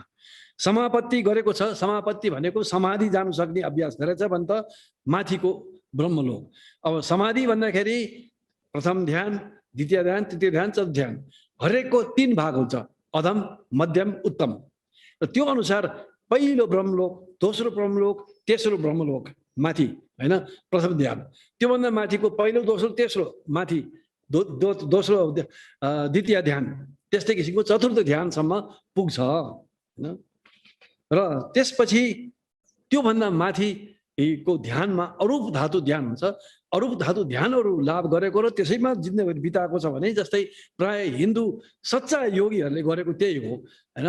हिन्दू योगी भन्दिनँ म, सच्चा योगी, साँच्चीकै वर्षौं ध्यान गरेर बसेका योगीहरू हुन्छन्, अरूप धातुको ध्यान गरेर बसेका हुन्छन्, समाधिस्थ भएर गुफामा हिमालमा बसेर बसेका हुन्छन्। उनीहरू अरूप धातु ब्रह्मलोक जान्छ, त्यहाँ 80,000 कल्पसम्म पनि बस्छ, तर त्यो सिद्धेपछि फेरि तल आउँछ हैन। त्यो ब्रह्म ज्ञान भनेर उनीहरूले मुक्ति भयो भन्छ, त्यो मुक्ति होइन बुद्ध धर्म अनुसार, किन अरूप धातुमा पनि मर्छ, 80,000 कल्पपछि मर्छ हैन। त्यो हो। त्यसपछि धर्मता अन्तर्भावको कुरा गरौँ अब, जुन चाहिँ मूल अन्तर्भाव हो हैन। अब यसमा यो त धेरै विस्तृत छ, यो सबै हामीले बताउन सक्दैन हामीले यहाँ, जसलाई छुनी बार्धो भन्छ तिब्बत भाषामा। यसमा 7 देखि 49 दिनसम्म रहन्छ।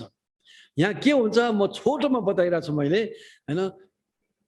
यहाँबाट निस्किने बित्तिकै अन्तर्भाव पहिलो दिन हुन्छ, त्यो पहिलो दिन र दोस्रो दिन म अलिकति बताउँछु। सबै 49 दिन त यो यहाँभित्र यो समयभित्र बताउनु पनि सकिन्न हैन। त 7 देखि 49 दिनमा 7 दिनसम्म रहन्छ, त्यही भित्र मर्छ र फेरि जन्मिन्छ, औपपातिक जन्म हुन्छ त्यही भित्र। अर्को 7 दिन जान्छ हैन। यो 7 दिनभित्र कहीँ न कहीँ सडगतिमा गएको छैन भने, गइसक्यो भने गयो सिद्धियो, छैन भने 7औं दिनमा मर्छ र जन्मिन्छ। त्यसपछि अर्को 7 दिन बित्छ, मर्छ र जन्मिन्छ, अनि फेरि अर्को 7 दिन बित्छ, मर्छ। यसरी म्याक्सिमम 49 दिनसम्म हुन्छ।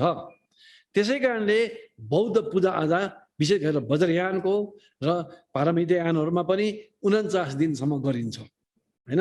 किनभने तर्यो कि तरेन त हामीलाई थाहा हुँदैन, हामीलाई त्यो त सिद्धहरू हुनु पर्यो, तब ऊ तरिसक्यो पूजा गर्नु जरुरत छैन भन्ने हुन्छ। त्यसै कारणले शताब्दीमा एक किसिमको कल्चरै बनिसक्यो 49 दिनसम्म पूजा गर्ने। सक्नेले हरेक दिन 49 दिनसम्म पूजा गर्छ। या पूजा भनेको उसलाई उपदेश दिएको, हरेक दिनको उपदेश दिएको हैन, के भइरहेछ उसलाई र उसले के गर्नुपर्छ, त्यो अलि म पछि बताउँछु, 2 दिनको म बताउँछु हैन। त्यस्तो पूजा हुन्छ पूजा भनेको। र त्यसरी 49 दिनसम्म दिन्छ। 49 दिनभित्र जसरी पनि जो पनि सडगतिभित्र कहीँ न कहीँ पुगिसकेको हुन्छ। अब यी पूजाहरू के, वज्रयानमा दुर्गति परिशोधन, अमिताभ पूजा र शान्त क्रोध पूजा, जसलाई तिब्बती भाषामा शिठो भन्छ, यो हुन्छ, 3टा हुन्छ। अब यो त यहाँ व्याख्या गर्ने साध्य हुँदैन हैन, यो एउटै धेरै लामो छ हैन।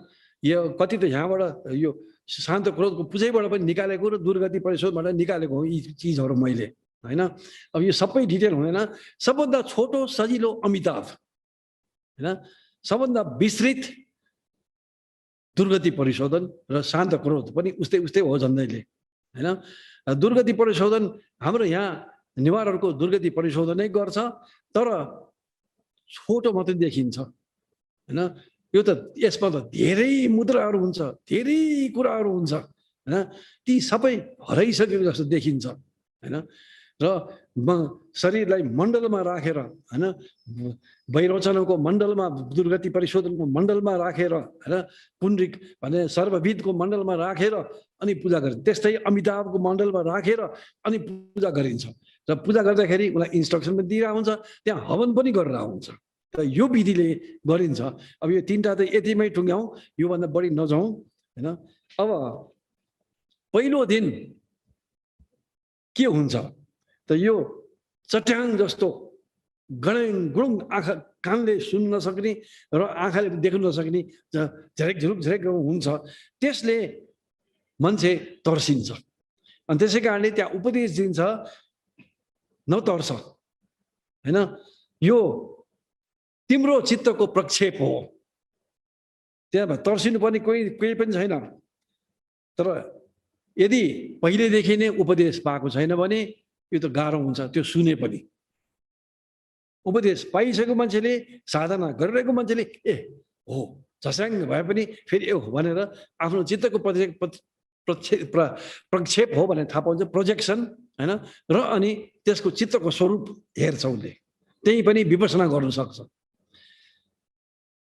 दोस्रो दिनमा निलो एकदम आँखा खानी लाइट वैरोचन मण्डल आउँछ यो अभिषेक लिएकोहरूलाई हो अभिषेक नलिएकोलाई अर्कै अर्कै किसिमको कुरा हुन्छ फेरि हैन अभिषेक लिएकोलाई वैरोचन मण्डल आउँछ हैन तर एकदम आँखा खानी निलो हुन्छ र यता साइडमा मधुरो एकदम मनलाई पनि आँखालाई पनि हल्का पार्ने प्रकाश हुन्छ हैन अब त्यसमा उपदेश दिन्छ कि त्यो मधुरो प्रकाशतिर तिमीलाई झुकाव छ त्यतातिर होइन जति आँखा दुख्ने जस्तो भए पनि यो निलो प्रकाशतिर जाऊ किनभने त्यो गयो भने त्यतातिर गयो भने तिमी देवलोकमा फस्छौ र फेरि संसारको भुमरी चक्रमा चल्छौ हैन अब यहाँ देवलोकमा फस्छौ भन्दाखेरि थेरवादी र सर्वस्तिवादी सिस्टमहरुमा विमर्शना गर्नेहरू पनि देवलोकै जान्छन्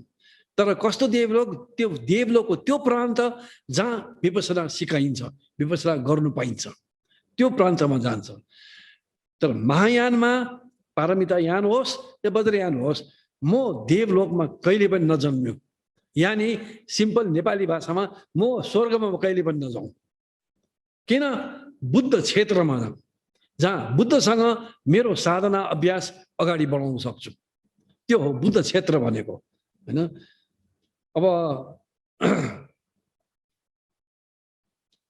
यो 2 दिन हो त्यस्तै 49 दिनसम्म यो पनि मैले धेरै छोट्याएर 2 दिनको छोटो अंश मात्रै दिएको हो मैले त्यस्तो 49 दिनसम्मै इन्स्ट्रक्सन भइरा हुन्छ हैन अब सिद्ध गुरुहरुको कसरी जान्छन् त्यसमा 3 किसिमको हुन्छन् हैन इन्द्रचाप काया इंग्लिशमा रेनबो बडी भन्छ इन्द्रचाप भनेको इन्द्रधनु हामीले इन्द्रेणीलाई पनि इन्द्रधनुष भन्छ नि इन्द्रेणी हैन इन्द्रको भनेरै भन्ने शब्द आउँछ त्यहाँ हैन इन्द्र त इन्द्रचाप काय भनेको शरीर रश्मिमा बिलाउने हैन त्यसमा पनि 2 तह हुन्छ एउटा तह जुन उच्च कोटि हो त्यो चाहिँ धेरै बौद्ध इतिहासमा पनि धेरै दुर्लभ गुरुहरू गएको छ 5 4 5 6 औँलामा गर्नु सकिन्छ जस्तै कि गुरु पद्मसम्भव गुरु रिम्पोछे गरब दोर्जे प्रहे वज्र विमल मित्र आदि आदि हैन उहाँहरूको यसरी प्रवचन दिँदा दिँदै घण्टा बजेको आवाज आउँछ धूपको गन्ध आउँछ हैन त्यसपछि बाहिर आकाशमा पनि इन्द्रेणीहरू देखा पर्न थाल्छ र शरीर बिस्तारै बिस्तारै बिस्तारै बिस्तारै इन्द्रेणी हुँदै बिलाएर पुरै बिलाउँछ हैन त्यो खेचर लोक गएको प्राय हैन अब खेचर लोक या कुनै न कुनै बुद्ध क्षेत्र हैन गएको हो त्यस्तै त्योभन्दा तल्लो तहको इन्द्रचाप काया प्राप्त चाहिँ म अब मेरो बित्ने बेला भयो भनेर अन्तिम शब्द दिएर यसरी समाधिमा जान्छ र त्यस्तो गुरुको वरिपरि पाल टाङ्छ टाङ्गेर अनि वरिपरि चेलाहरू बसेर रात दिन अहोरात्र ध्यान पूजा पाठ आदि गरिरहेकै हुन्छ हैन त्यो पालबाट रश्मिहरू निस्किन्छ के भइरहेको हुन्छ भित्र भन्दाखेरि शरीर बिस्तारै बिस्तारै रश्मिमा पग्लिँदै गएको हुन्छ त्यो पाल टाङ्गेको कारण के भने हेर्दाखेरि विभत्स देख्छ आँखा फक्लक्क निस्किन्छ फर गरेर उसमा जान्छ हैन कान फक्लक्क खस्छ फर गरेर जान्छ यसरी शरीर पुरै बिलाउँछ र गुरुले नै 14 दिनपछि खोल या 7 दिनपछि खोलको भने हुन्छ त्यो खोल्दाखेरि त्यहाँ यो उहाँको चिबरहरू लुगाहरू र नङ र कपाल र सिंगान मात्रै बाँकी हुन्छ हैन र कोही कोही गुरु त्यो अलिक त्यो भन्दा पनि माथि मानिन्छ नङ सिंगान कपाल पनि बाँकी हुँदैन हैन त्यो तह गुरु कुन तहमा पुगेको तर यही नै धेरै आश्चर्यजनक र गहिरो तह हो हैन र यो सिमसिम राजाको पालामा कहिले कहिले भएको होला भन्ने होइन हिजो अस्तिसम्म पनि तिब्बतन गुरुहरू त्यसरी गइरहेको थियो हैन हिजो अस्तिसम्म पनि र 11औं शताब्दीमा खडा गरेको काथो गुम्बा जब चिनियाहरू आएपछि उनीहरू भागेर आए त शास्त्र सूत्र सबै बोकेर आए त्यो गुम्बाका भिक्षुहरू सबै र त्यसको लगबुक मा लेखेको छ कि 11औं शताब्दीदेखि 1959सम्म 1,25,000 जना त्यसरी यो दोस्रो तहको इन्द्रचाप खाया या रश्मि दिए भने पनि हुन्छ म गएको 1,25,000 जना हैन। त्यसै कारण यो दुर्लभैकै कथा दन्ते कथा होइन। अनि 1959मा जब चीनले टिबेट लिइसकेपछि पनि त्यहाँको एक गुरु त्यसरी जानुभएको, चाइनिज कम्युनिस्ट पेपरले नै छापेको कि अचम्म किसिमले टिबेटन गए हैन, यसरी शरीर रश्मिमा बिलाएर गए भनेर टिबेटन चाइनिज कम्युनिस्ट पार्टीको पेपरले लेखेको छ, अनौठो किसिमले गयो भनेर हैन। र साउथ इन्डियामा पनि एक भिक्षुनी कर्नाटकको जङ्गलमा त्यहाँ पुगिसकेपछि मेन बस्ती उनीहरूको बस्तीभन्दा भित्र जङ्गलमा आफ्नो कुटीर बसालेर ध्यान गरेर बस्दै उहाँ त्यसरी जानुभयो हैन। त्यसरी यो सिमसिम राजाको पालामा मात्रै गएको होइन, त्यसरी धेरै गएको हो। अनि तेस्रो तरिका चाहिँ यो चाहिँ पितृतन्त्र अभ्यास गरेको, जस्तै यमान्तक आदि गरेको र सिद्धि गरेको भने शरीर सानो भएर 16 वर्षको उमेरको शरीर रहन्छ र त्यो शरीर हजारौं वर्षमा पनि सर्दैन। नङ आइरहेको हुन्छ, कपाल आइरहेको हुन्छ, दारी जुङ्ग आइरहेको हुन्छ हैन, हजारौं वर्ष पनि सर्दैन। अब यो टिबेटमा हजारौं यस्ता योगीहरू थियो जुन चाहिँ यो कल्चरल रेभोल्युसनमा उहाँहरूको शरीर निकालेर काटेर जलाइयो हैन। टिबेटमा हजारौं हजार त्यस्ता योगीहरू एनश्राइन गरेको भन्छ इङ्ग्लिसमा हैन, राखेको थियो ताकि मान्छेहरू आएर प्रणाम गरेर पुण्य कमाओस्। किन आर्यहरू हो र भगवान बुद्धकै वचन थेरवादमा भन्छ आर्यहरूलाई पूजा वन्दना गरेपछि पुण्य कमाइन्छ र पुण्य बिना कसैले पनि श्रोतापन्य पनि हुन सक्दैन हैन। पुण्य पनि चाहिन्छ, खालि ध्यान गरेर मात्रै हुँदैन हैन। र यो नेपालमा 90 सालको भैटालामा लीलाबज्रको बिहार भत्किँदाखेरि पछि आर्मीले सफा गर्दाखेरि एकजना नाङ्गो यसरी बसिरहेको ध्यानमा बसिरहेको देख्यो र अनि त्यो टाइमको गुवाजोहरू जुद्ध शमशेरले बोलाएर त्यो टाइमको गुवाजोहरूलाई सोधे यो के हो। त्यो टाइममै गुरुजुहरूले थाहा थिएन यहाँका बजाचारहरू के हो, कुन चरोको नाम हो, के भयो होइन। यो लीलाबज्रको बिहार हो। उहाँ आँगन छेमा पसेर अनि ताजा लगाएपछि कोही पनि पसेको छैन, उहाँ नै होला भन्ने मात्रै भयो। उहाँले यमान्तको ध्यान गर्नुहुन्थ्यो, पितृतन्त्रको अभ्यास गर्नुभएको थियो। त्यसै कारणले उहाँको शरीर हजारौं वर्षपछि 6औं शताब्दीदेखि 20औं शताब्दीको सुरुवातसम्म जस्ता तस्तै रहिरहेको थियो। अब दुर्भाग्यवश त्यो टाइमको गुरुजुहरूले काठमाडौँका बजाचार्यहरूले होइन खनेर बालकुमारीको अगाडि खनेर तलतिर गाडेर त्यो राखे र अलिकति घेरा लागेको अहिले पनि छ। त्यस्तो शरीर त माथि राखेर मान्छेलाई बत्ती बाल्ने, धुप बाल्ने, प्रस्टेसन गर्ने आर्यहरूलाई गरेपछि पुण्य कमाइन्छ होइन। यो विधि विधानै खत्ते हराइसक्यो भने यसैबाट पनि थाहा हुन्छ।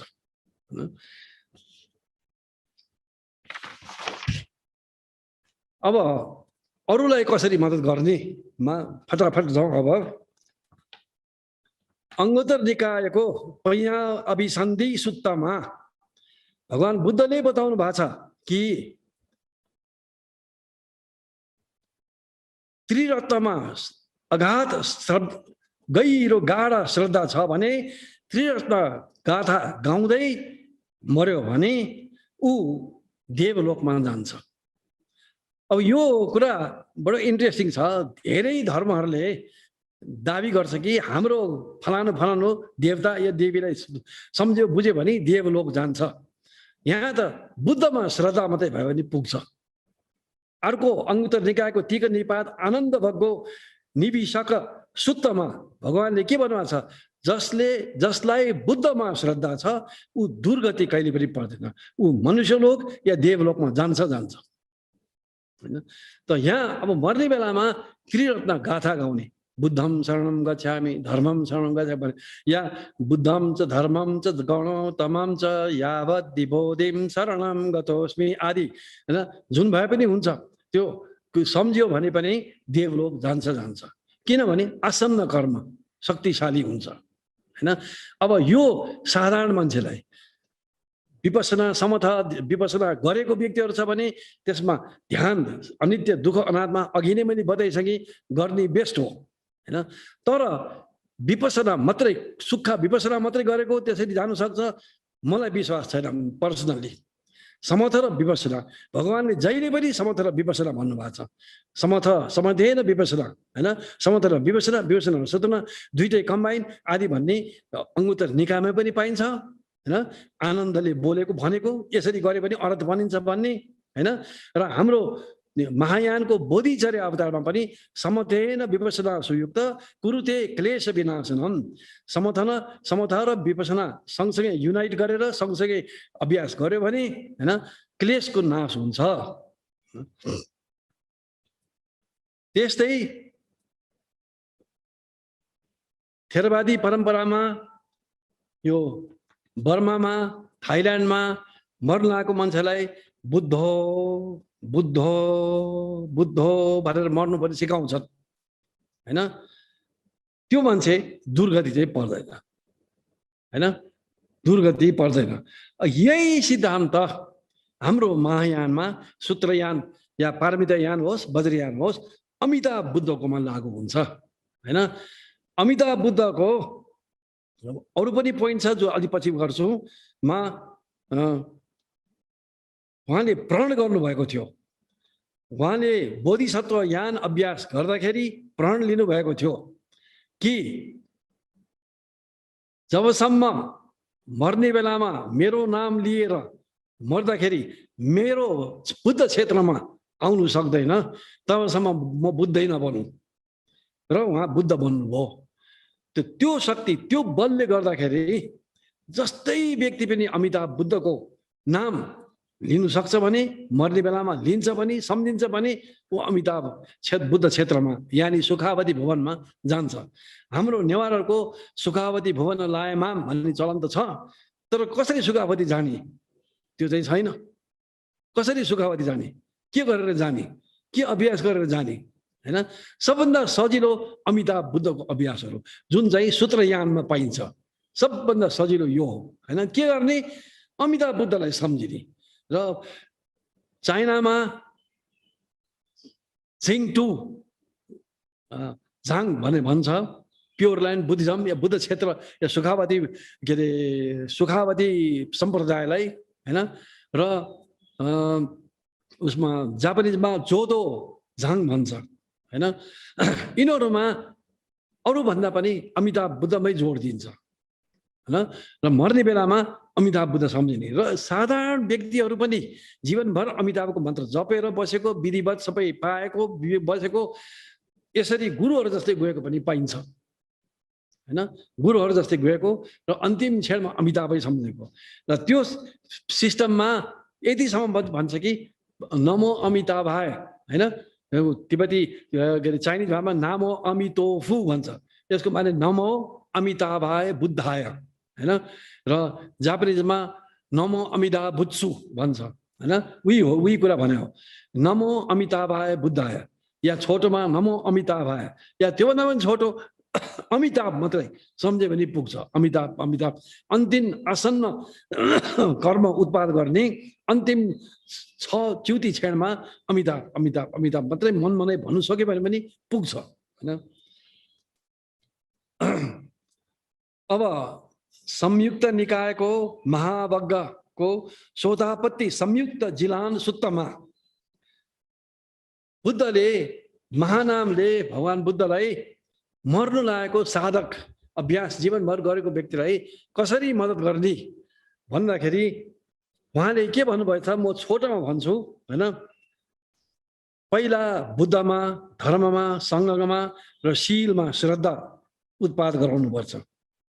त्यसपछि अब आमा बाउको चिन्ता छ कि छैन, यदि जवान मान्छे हो भने आमा बाउको चिन्ता छ कि छैन, छ। तिमी आमा बाउको चिन्ता गरे पनि नगरे पनि तिमी मर्छौ। चिन्ता गरेर न तिम्रो आमा बाउले फाइदा हुन्छ न तिमीलाई फाइदा हुन्छ, त्यसै कारणले यो चिन्ता गर्न छोडिदेऊ हैन। त्यसपछि श्रीमती श्रीमान छोरा छोरी त्यस्तै त्यसपछि काम भोगको इच्छा अझ पनि छ कि छैन? यो हुन्छ, मान्छे मर्ने मनमा अन्तिम अवस्थामा मासु खानु पाए हुन्थ्यो, लालमोहन खानु पाए हुन्थ्यो। यो मैले सुनेको छु, मान्छेहरू जीवनभर राम राम भन्यो, मर्ने बेलामा मासु खाए हुन्थ्यो भन्ने, होइन? त यो हुन्छ, त त्यो बेलामा यो काम भोगले गर्दाखेरि नै तिमी यस्तो दुःखमा परिरहेछौ, यस्तो चक्रमा परिरहेछौ, होइन? र यसरी फेरि अझ काम भोग इच्छा गर्छौ भने यही चक्रमा परिरहन्छौ। त्यसै कारण सुख पाउने हो भने यो छोडिदियो, होइन? योभन्दा माथि चतुर महाराजीका देवलोक छ, त्यहाँ जान्छौ भने यो काम भोगको छोडिदियो। अब तिमीलाई चतुर महाराजिकमा जानु इच्छा छ, चतुर महाराजिकमा पनि दुःख छ। त्योभन्दा उत्तम त्रायतिङ्स भनेको इन्द्रलोक, इन्द्र राजा हो त्यहाँको, होइन? त्यहाँ पनि त्यस्तै भन्ने, अनि त्यहाँ पनि दुःख छ। त्योभन्दा पनि माथि यामलोक, त्यहाँ पनि त्यस्तै दुःख छ। त्योभन्दा माथि तुषित भवन, त्यहाँ पनि दुःख छ। त्योभन्दा माथि निर्माण रति, अनि त्योभन्दा पनि माथि परनिर्मित वशवर्ती, सबभन्दा काम धातुको हाइएस्ट देवलोक, छैटौँ देवलोक परनिर्मित वशवर्ती, होइन? र त्यसपछि यहाँ पनि दुःख छ।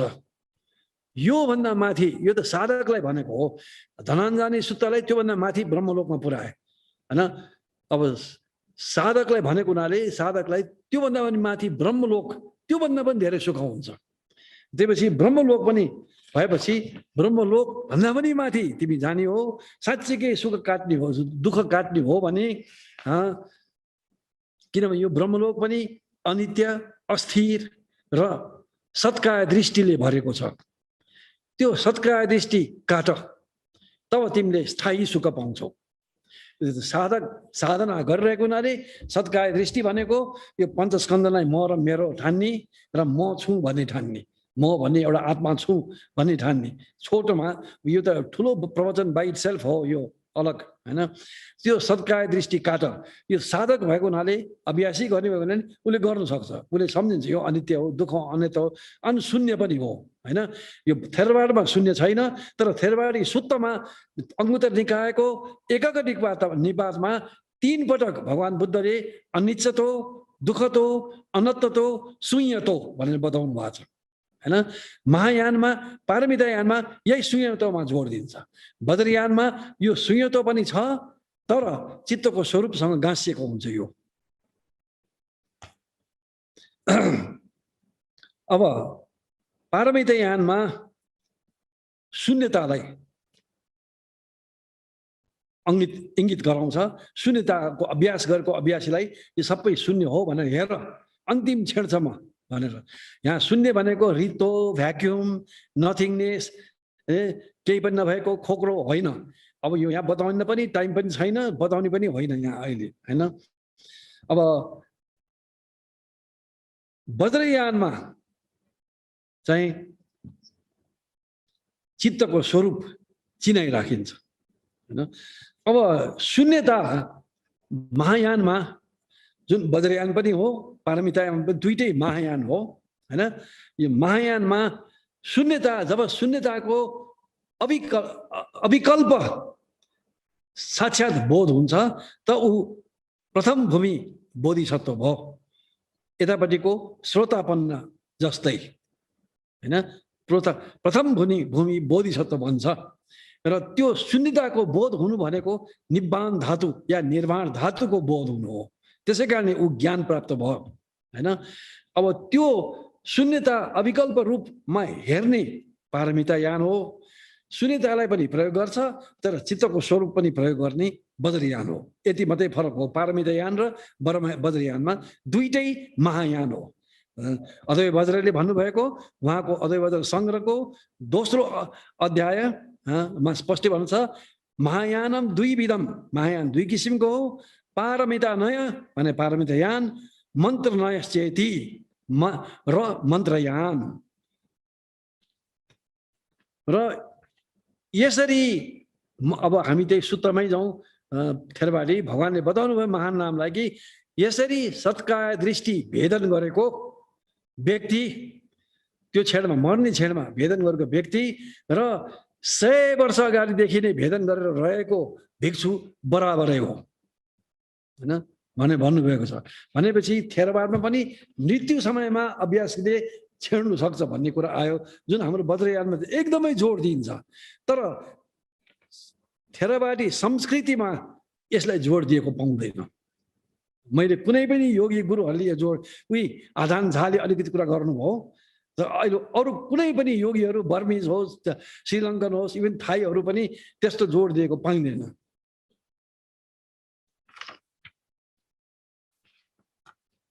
त्यस्तै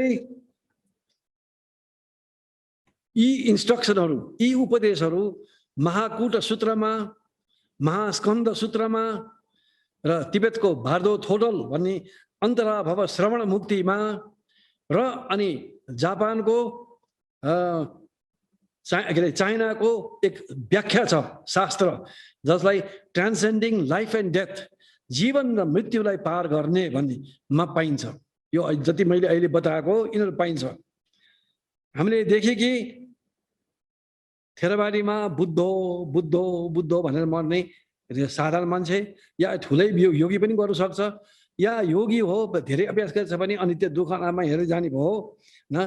यतापट्टि सूत्रयानमा या पारमितायानमा र केही हदमा वज्रयानमा पनि अमिताभ बुद्धको अमिताभ बुद्धले 49वटा प्रण भाउज भन्छ नि, प्रण वाचा गरेको थियो।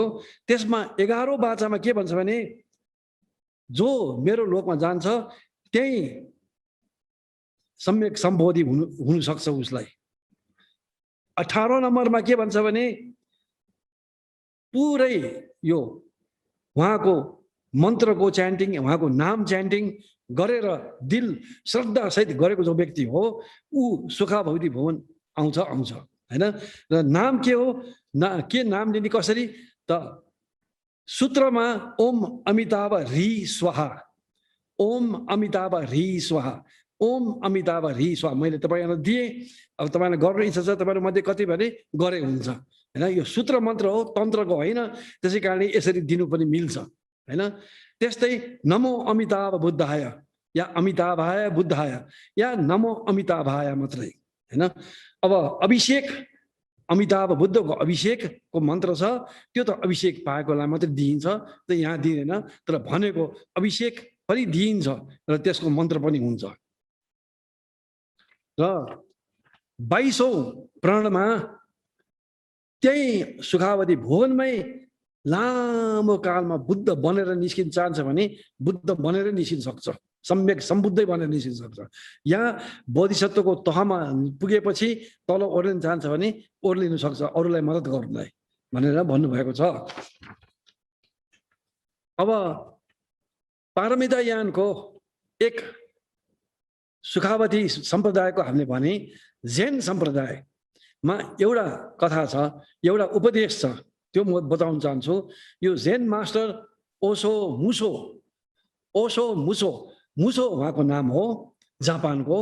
ओशो भनेको हाम्रो संस्कृतिमा उपाध्याय या उपजया हैन, या तिब्बतनमा खेम्पो हो।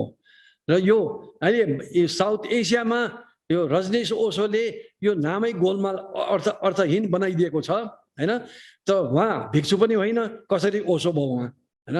ओशो त भिक्षु मात्रै हुन्छ, जो कि खेम्पो भिक्षु मात्रै हुन्छ। त्यस्तै उपजया या उपाध्याय भिक्षु मात्रै हुन्छ हैन। र उहाँ भिक्षु थियो, तर उहाँ ठुलो गुरु मात्रै होइन, उहाँ जापानिज भाषामा कोकुजी भनेको राष्ट्रगुरु, सम्राटले राष्ट्रगुरु भनेर पदवी दिएको हैन, विख्यात। र जापान मात्रै होइन, चीनको सम्राटले पनि दिएको। उहाँको समय हाम्रो नेपालको अर्नीको तिब्बतको फाप्का रिम्पोछे सँगसँगै कुबलाई खानको दरबारमा चाइनामा गएको टाइम समय हो। त कुबलाई खानले नै उहाँलाई कोकुजी दिएको हो हैन, र जापानको सम्राटले पनि दिएको हो। र उहाँले dream conversations on Buddhism and Zen, Buddha धर्म र जैन विषयक स्वप्न वार्तालाप भन्ने किताबमा भन्नुभएको छ कि एउटा पुरानो जैन ग्रन्थमा बताएको छ कि जब मान्छे मर्न लाग्छन् हैन तब आफ्नो मानसिक र शारीरिक तत्त्वहरूलाई परमार्थ सत्ता शून्य र स्वतन्त्र र अस्तित्व नभएको र आफ्नै आत्मा नभएको भावना गर्नुपर्छ। अब यो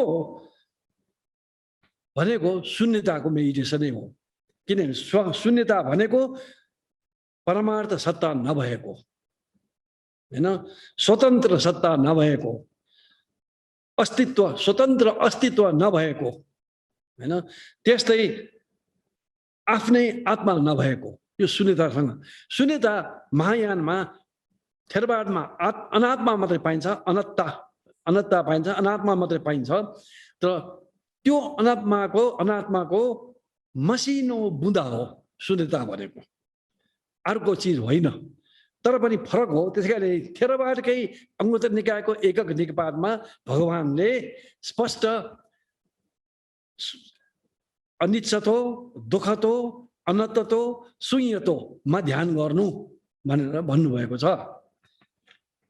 र यो शून्यताको राम्रो व्याख्या नागार्जुनले प्रज्ञा पारमिता हो, मुख्य शून्यताको बारेमा कुरा गर्ने प्रज्ञा पारमिता सूत्रहरूमा मूल माध्यमिक कारिका या मध्यम शास्त्र पनि भन्छ मा राम्रोसँग व्याख्या गर्नुभएको छ। र उहाँको शब्द चाहिँ स्वभाव शून्य, सत्ता नभएको, स्वभाव भनेको सत्ता, सात्विक सत्ता भएको, शून्य सत्ता छैन, स्वतन्त्र छैन, यानि प्रतित्य समुत्पन्न। र इभन थेरवादी सम्प्रदायमा पनि भगवान बुद्धले बोध प्राप्त गर्दाखेरि प्रतित्य समुत्पन्न देख्नुभयो भन्ने पाइन्छ हैन। त यो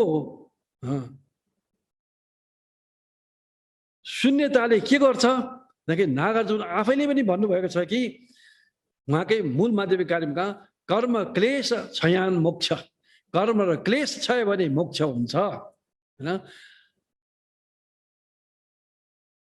कर्म क्लेश विकल्प त, कर्म र क्लेश विकल्पबाट उत्पन्न हुन्छ। विकल्प भनेको इङ्ग्लिसमा कन्सेप्चुअल थिङ्किङ भन्छ, संस्कृतको वि भनेको विषय, कल्प भनेको कल्पना, विषयको कल्पना, घटपट आदि, टेबल, राम्रो नराम्रो, मन पर्ने नराम्रो, साथी भाइ मित्र नजिक टाढा, यी सबै विकल्पहरू हो हैन। यी सबै कर्म र क्लेश विकल्पबाट आउँछ। विकल्प केबाट आउँछ? प्रपञ्च हैन, पाली भाषामा प्रपञ्च भन्छ। प्रपञ्च भनेको के? पाली अभिधम्ममा पनि सूक्ष्म विकल्प भन्छ हैन, विकल्पको वासना हैन, यही कुराहरू हो। वासना जुन रहन्छ त्यही प्रपञ्च हो। त्यही प्रपञ्चात, त्यो प्रपञ्चबाट आउँछ। प्रपञ्चस्तु, प्रपञ्च चाहिँ शून्यतायाम निरुद्धते, शून्यतामा निरोध हुन्छ हैन, अन्त हुन्छ। शून्यतामा अन्त, प्रपञ्च अन्त भएपछि क्लेश अन्त भयो, कर्म अन्त भयो हैन। कर्म क्लेश क्षयान मोक्ष हैन। त त्यसै कारणले मर्ने बेलामा यसो गर्नु अभ्यास गरिरहेको व्यक्तिले, अभ्यास नगरेको मान्छे त्यो टाइममा केही पनि गर्नु सक्दैन। बुद्ध नै राम्रो बेस्ट हो, या अमिताभ बुद्ध, ओम अमिताभ श्री, ओम अमिताभ ह्रीश्वा, अमिताभ ह्रीश्वा, ए नम अमिताभ, नम अमिताभ, त्यही नै सजिलो इजी हो हैन। जस्तै कि हिन्दूहरूले राम राम राम कृष्ण कृष्ण कृष्ण भन्छन्, यो पछि बनाएको हो। वेदमा यस्तो मर्ने बेलामा राम राम राम कृष्ण कृष्ण बुद्धको पालामा थिएन, यो बुद्ध धर्मबाट चाहिँ निकालेको हो पछि गएर त्यो तरिका, राम राम राम। तर राम राम मात्रै भनेर हुँदैन, अरू अरू कुरा पनि छ, उपदेशहरू चाहिन्छ। यी उपदेशहरू नभएपछि खालि राम राम राम भन्यो, मन अर्कै दसतिर दौड्यो, यो काम लाग्दैन। यी उपदेशहरू पाएको हुनुपर्छ अमिताभको, मर्ने बेलामा के गर्ने कसो गर्ने, अनि पछि यो पनि इफेक्टिभ हुन्छ हैन। र जैन बुद्धिज्ममा ध्यान जिन्दगीभर ध्यान गरेको हुन्छ, शून्यताको विपස්සना गरेर बसेका हुन्छ, मर्ने बेलामा शून्यता प्रयोग गर्ने। बद्रयानमा जिन्दगीभर प्रवाह, यो नेचर अफ माइन्ड, चित्तको स्वरूप अभ्यास गरेको हुन्छ, उत्पत्ति क्रम र सम्पन्न क्रम प्रयोग गरेर हैन। त्यस्तो व्यक्ति, न कि पूजा आजा मात्रै गरेर व्यक्ति, दुई चारवटा संस्कृत श्लोक मात्रै भट्याउने व्यक्ति, त्यस्तो व्यक्ति यसरी गएर जानु सक्छ हैन। त यति भनेर अब क्वेसन एन्सरमा जाउँ। हाम्रो सिद्धियो यहाँ।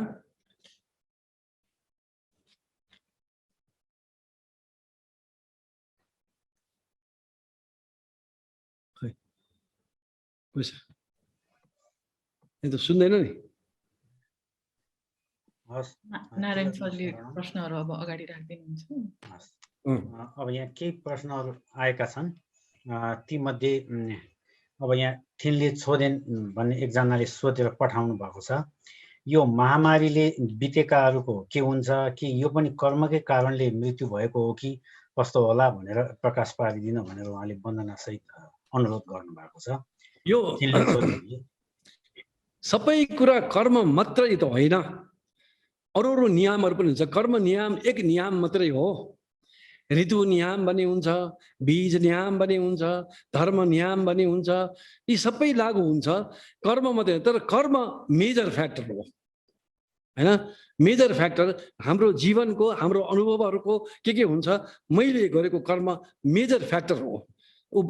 हेतु प्रत्ययमा मेजर हेतु प्रत्यय कर्मै हो हैन। त यो पिरियडमा, यो समयमा यो महामारी आउनु हैन, यो कर्मकै पनि ठुलो खेल हुन्छ। तर कर्म मात्रै भन्नु त मिल्दैन हैन। तर कर्म पनि त धेरै किसिमको हुन्छ। मान्छेले व्यवस्था गरेर, केयर नगरेर, त्यो पनि कर्म, आफैले गरेको कर्म त हो। त्यसै कर्मै भित्र आउँछ त्यो पनि हैन। जस्तै कि अब मलाई अलिअलि खोकी लाग्यो, मैले वास्ता लगाएर बसेर बेसरी कडा भएर गएर मरेँ हैन। मैले आफैले क्रिएट गरेको कर्म पनि हो त्यो त, अहिलेको आसन्न कर्म मध्ये पनि। तर पहिलेको कर्मले पनि त्यहाँ धकालिरहेको त हुन्छ हैन। त कर्म पनि धेरै इम्पोर्टेन्ट हो। राम्रो कर्म बनाउनु पर्छ, त्यही कारणले पुण्य कमाउनु पर्छ, त्यही कारणले हैन। र जीवनमा खालि भोग विलास गरेर, खालि यस्तै अन्टसन्ट मात्रै गरेर जिन्दगी बिताएर मर्ने बेलासम्म, अनि लास्टमा मरेपछि अब के हो भनेर बस्ने भन्दा पनि पुण्य कमाएर बस्नुपर्छ हैन। पुण्य कमाएको मान्छे पनि नमर्ने त होइन, मर्छ, तर उसको मरण राम्रो हुन्छ हैन, प्राय राम्रै हुन्छ। र दान दिए, पुण्य कसरी कमाउँछ? दान दिने, श्रमण ब्राह्मणहरूलाई दान दिने भगवान् बुद्धकै वचन हो। श्रमण र ब्राह्मण, श्रमण भनेको के? भिक्षु आदि, ध्यान गर्ने योगीहरू, यी श्रमण हो। ब्राह्मण भनेको के? ब्राह्मण त सबै थाहा छ यहाँको ब्राह्मण भने। तर ब्राह्मण पनि पहिलेका भगवान् बुद्ध पाएन त सच्चा ब्राह्मणहरू थिए हैन, निष्ठामा बसेका। अब अहिले त त्यस्तो ब्राह्मण पाउनु पनि गाह्रो भइसक्यो हैन। तर पनि भगवान् बुद्धले चाहिँ श्रमण ब्राह्मण भनेको छ हैन। दान दिने, गरिबलाई दान दिने, गरिबलाई खुवाउने, च्यारिटी गर्ने, काम गर्ने, यी सबै पुण्य कमाउने उपाय हो हैन। अब अहिले त इभन इन्भाइरोमेन्टलाई कोलाई लड्ने उठ्ने, यो पनि पुण्य कमाउने उपाय हो हैन। त यो यसरी हामीले पुण्य कमाउनु पर्छ, योगीहरूले पनि कमाउनु पर्छ। किन पुण्य नभएको योगीले ध्यान जति गरे पनि लाभ हुँदैन। पुण्य नभएको योगीले विपස්සना जति गरे पनि त्यो बिन्दैन, छेड्दैन, पेनिट्रेट गर्दैन हैन। त पुण्य त चाहिन्छ नै हैन। शील, समाधि, प्रज्ञा, यो तीनटै चाहिन्छ बुद्ध धर्ममा हैन। र शील के को लागि? पुण्य कमाउनलाई हो हैन। शीलहीन मान्छेले पुण्य कमाउँदैन, शील राखेपछि मात्रै पुण्य कमाइन्छ। अर्को क्वेसन। हस् रत्नश्री, अब अर्को प्रश्न यो रुजेन लामाले सोध्नु भएको छ। अनि उहाँले के सोध्नु भएको छ भने, यो 50 वर्ष काटेका व्यक्तिहरूले पनि चण्डाली अभ्यास गर्न सक्छन् कि सक्दैनन् भनेर सोध्नु भएको छ। यो प्रश्न हामीले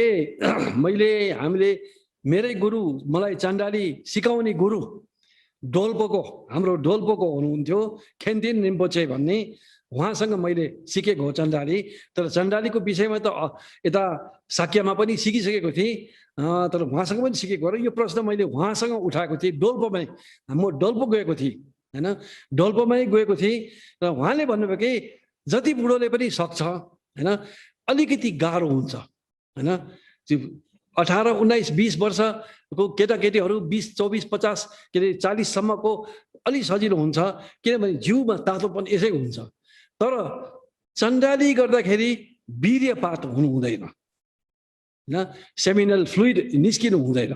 अब 40 वर्षको तलतिरको एकदम ब्रह्मचर्यमा बस्यो भने पनि राति निन्द्रामा सपनामा निस्किनु सक्छ हैन। 40-50 हुँदै गएपछि यो पात हुनु छोड्छ। त्यो पात हुनु छोडेको किन भन्दाखेरि धातु सुक्दै जान्छ। त्यही धातु चण्डालीको इन्धन हो, फ्युल, त्यही धातुको इन्धन हो। त्यसै कारणले कम इन्धन भएको भन्ने मात्रै हो, तर इन्धन त हुन्छ, 80 वर्षको बुढोको पनि हुन्छ इन्धन, हैन? र त्यो इन्धन प्रयोग गरेर चण्डाली अझ पनि जगाउन सक्छ। तर 20-25 वर्षको केटाकेटीलाई एकदम चाँडै जाग्छ, हैन? तर बिरेपात भए पनि स्वात्तै चिसो हुन्छ फेरि, हैन? त त्यो जाग्नु, तातो हुनु त चण्डाली स्वयं त्यो तातो हुने मात्रै होइन, तर त्यो एउटा महत्त्वपूर्ण भाग हो चण्डाली योगको। त्यो तात्दै तात्दै तात्दै गएपछि अनि अरू प्रक्रियाहरू भएर जान्छ, हैन? त्यो अब अर्को प्रश्न सोध्नु भएको छ यहाँ शैलेन्द्र श्रेष्ठले। उहाँले के लेख्नु भएको छ भने यो हाम्रो कस्तो अन्त्येष्टि संस्कार राम्रो होला, जस्तो कि अब आगोले जलाउने या चाहिँ नि काहीँ अब गाड्ने पनि देखिन्छ, या अझ अन्य हिमाली संस्कृति जस्तै त्यहाँ चाहिँ अब गिद्ध चराहरूलाई खुवाउने पनि देखिन्छ। अब यी मध्ये के कस्तो राम्रो होला भनेर उहाँले सोध्नुहुन्छ। अब सबभन्दा राम्रो दाह संस्कार त दाह संस्कारै हो, जलाउने नै हो। त्यसै कारणले अधिकांश बुद्ध धर्म पनि त्यही जलाउने नै हुन्छ, ठुला ठुला योगीहरूको पनि जलाउने नै हुन्छ, हैन? भगवान बुद्ध स्वयंलाई पनि जलाइएको थियो। र अब केही थेरवादीहरू, सबै थेरवादी होइनले भगवान बुद्धले केही पनि रिचुअल सिकाएन, केही पनि रिचुअल नगर्नु भन्नुभयो भने उहाँ आफैले दिव्य निकायको परिनिब्बाण सूत्रमा मेरो शरीर चक्रवर्ती राजाको जस्तो रिचुअलले जलाउनु भन्नुभएको छ। के उहाँले सबै रिचुअल नकारेको भए त त्यसो भन्नु हुँदैन थियो, यो शरीर फ्याँक्दै पनि हुन्छ भन्नुपर्ने उहाँले, हैन? त त्यसै कारणले रिचुअलै नहुने होइन, रिचुअल ठिक किसिमको हुनुपर्छ, करेक्ट किसिमको। हाम्रो बौद्ध धर्ममा मैले भने कि दुर्गति परिशोधन, तर जानेको मान्छेहरूले त्यो पूजा गर्नुपर्छ। त्यसमा एउटा कमसेकम एउटा दुर्गति परिशोधनको गुफावास बसेको व्यक्तिहरू हुनुपर्छ। त्यस्तै अमिताभ बुद्धको पनि छ, त्यसमा पनि कमसेकम एउटा, धेरै भए त झन् राम्रो, अमिताभको जुन साधना अभ्यासहरू हुन्छन् त्यसको गुफावास बसेको हुनुपर्छ। अनि त्यस्तै सिठो भन्छ टिबेट भाषामा, शान्त क्रोध, हैन, को पनि त्यस्तै हो। शान्त क्रोध भने यो किन शान्त क्रोध भनेको भन्दाखेरि यहाँ शान्त र क्रोध 100वटा देवता 100वटा हुन्छ, जुन यो भारदो के अरे धर्मता अन्तराभावमा देखा पर्छ यो 49 दिनसम्म, हैन? यो वज्र शब्दसँग सम्बन्ध छ। वज्र शब्दको 7 अक्षर मन्त्र त्यही 100वटा देवी देवता हो, हैन? तिनीहरू देखा पर्छन्, हैन? त यस्तो विधिबाट गरेको दाह संस्कार राम्रो हो। अब अरू अन्य विधि, अबौध विधि मलाई त जच्दैन, हैन? मैले जाने पनि छु अन्य विधिहरू पनि, त मलाई त्यो जच्दैन, हैन? किनभने त्यसमा केही पनि उपदेश छैन, मरेको मान्छेलाई केही पनि उसले कसरी टर्ने भन्ने, हैन? केही पनि उपदेश पाउँदैन, हैन? अब यहाँ त साँच्चीकै अभ्यासीहरूलाई र साधारण मान्छेलाई भएको कुराहरू भनेर अभ्यास गरेर के अरे अभ्यासहरू गरेकोहरूलाई या अभ्यास नगरेकोलाई पनि बाटो देखाउने आउनाउने उपायहरू हुन्छ। त बेस्ट यही हो। अब हिमाली भेगमा कहीँ कहीँ तिब्बतमा पनि त्यो शरीर काटेर चराचुरुङ्गी दिने, दान दिने, हैन? यो पनि उत्तम हो, राम्रो हो, हैन? देख्दाखेरि अब नेपाली संस्कृतिमा विभत्स जस्तो लाग्छ, तर मरेको शरीर मरिसक्यो, बरु भोको चराचुरुङ्गीहरूले, जनावरहरूले खाओस्, त्यो पनि दान हो। तर योगीहरूको त्यो गर्नु मिल्दैन, हैन? योगीहरूको त्यसरी गर्नु मिल्दैन, साधारण मान्छेको मात्रै मिल्छ त्यो, हैन? त्यो पनि राम्रो हो। साधारण मान्छेहरूले आफ्नो अङ्गहरू हस्पिटलमा, हैन, स्टडी गर्नु, रिसर्च गर्नलाई दिनु, त्यो पनि राम्रो हो, हैन? तर पूजाहरू गर्नुपर्छ, प्रपर पूजाहरू गरिसकेपछि उसको नाममा, हैन? यो सबै इन्स्ट्रक्सन्सहरू दिएर ऊ पुरै पार लागिसकेपछि अनि त्यो शरीर दिनु, हैन, राम्रो हुनसक्छ। तर बौद्ध प्रणालीमा चाहिँ यही पूजाहरू मैले जुन बताएँ त्यही नै गर्ने तरिका छ र त्यही नै उत्तम पनि हो, किनभने सुगतितिर पुर्याइदिन्छ या बुद्ध क्षेत्रतिर पुर्याइदिन्छ।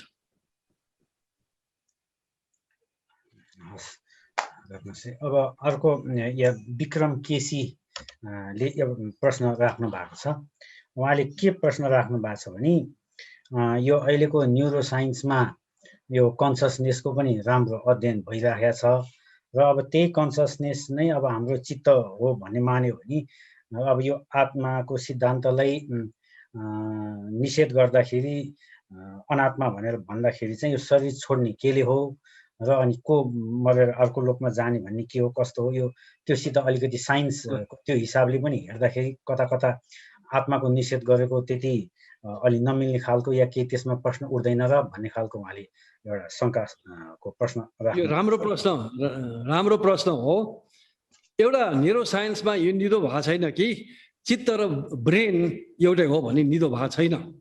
यसमा अझै पनि ठुलो छलफल डिबेट भइरहेको छ र धेरै न्युरो साइन्टिस्टहरूले विभिन्न प्रमाण आधारमा ब्रेन चित्त होइन भन्ने पनि भन्नु थालिसकेको छ।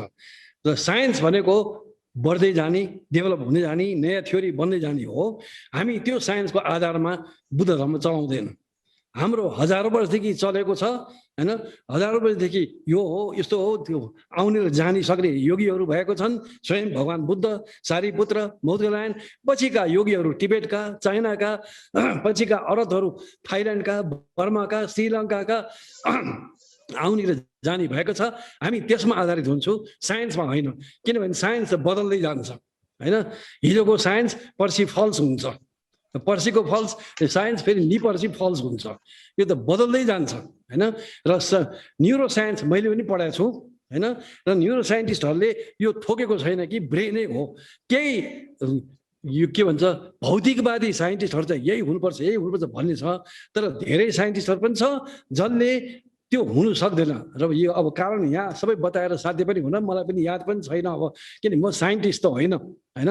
तर कारणहरू दिएको छ, यो कारणले त्यो ब्रेन माइन्ड हुनु सक्दैन हैन भन्ने पनि दिएको छन्।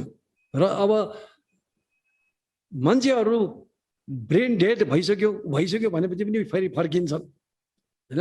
हार्ट डेड, ब्रेन डेड भइसक्यो भने फर्किया छन् हैन। ती फर्केको कारण एउटा कारण पनि त्यो त ब्रेन डेड भइसक्यो, ब्रेन त डेड भइसक्यो फेरि कसरी फर्क्यो त, को फर्क्यो, कहाँबाट फर्क्यो भन्ने प्रश्न उठ्छ हैन। त आत्मा, अब तपाईँले आत्माको प्रसङ्ग उठ्नुभयो, आत्मा निस्किने, पुनर्जन्म हुने, अर्को ठाउँमा जाने सम्भावना छैन। त्यो तपाईँले आत्मा नबुझेको हो। तपाईँको आफ्नो वेदान्त राम्ररी पढ्नुहोस्। आत्मा अझ अमर, कहिले पनि जन्मिँदैन, कहिले पनि मर्दैन। त्यसै कारण आत्मा निस्किने अर्का जन्मिने हुँदैन हैन। यो तपाईँले वेदान्तको आत्मा राम्ररी नबुझेको हो हैन। त आत्मा चाहिँदैन, चित्त चाहिन्छ। चित्त सन्तान खोला बगे जस्तो बदल्दै गइरहेको छ। त्यो निस्किन्छ, जान्छ, आउँछ आदि अनेक हुनसक्छ प्राणको बलमा हैन, प्राणको घोडा चढेर। त आत्मा स्वयं हिन्दू सिस्टममा पनि आउने र जाने हुँदैन। त्यसै कारण आत्मा चाहिने होइन पुनर्जन्मलाई हैन। पुनर्जन्म भन्दा पनि पुनर्भव हो बुद्ध धर्ममा, फेरि रिबिकमिङ हैन हो। त्यही व्यक्ति आउने होइन। यहाँ विपसना भनेको त्यही हो। यहाँ केही पनि तत्त्व छैन जुन बदल्दै गएको छैन हैन। चित्त स्वयं। अब आत्मा केलाई भन्छ वेदान्तमा? होसलाई। तर होस, त्यही होसलाई नै हाम्रो बुद्ध धर्ममा विज्ञान भनेको हो। र होसले कसरी थाहा पाउँछ यदि त्यो बदल्दैन भने? यदि त्यो आत्मा त सत चित आनन्द, सत भनेको कहिले पनि नबदलिने हैन। त चित भनेको थाहा पाउने। अब कसरी थाहा पाउँछ बदलिन नबनिकन? थाहा पाउने भनेको त एउटा प्रक्रिया हो। प्रक्रिया भनेको त प्रोसेस भन्छ इङ्ग्लिसमा, प्रक्रिया हो। त्यो त बदल्नु पर्यो हैन। चित्त सन्तान बदलिरहेछ, थाहा पाउँछ। आत्माले थाहा पाउँदैन। त्यस्तो आत्मा बदल्दै नबल्ने। र दोस्रो, त्यस्तो आत्मा जन्मिनु पनि सक्दैन, मर्नु पनि सक्दैन। त्यो त स्वयं वेदान्तले भन्छ अझ अमर, कहिले पनि नजन्मिने, कहिले पनि नमर्ने। त्यसै कारणले यो गलत धारणा हो कि आत्मा चाहिन्छ जन्म मृत्यु हुनु र जन्म मरण हुनु र पुनर्जन्म हुनु आत्मा चाहिन्छ। गलत धारणा हो हैन। स्वयं वेदान्त अनुसारै गलत धारणा हो यो।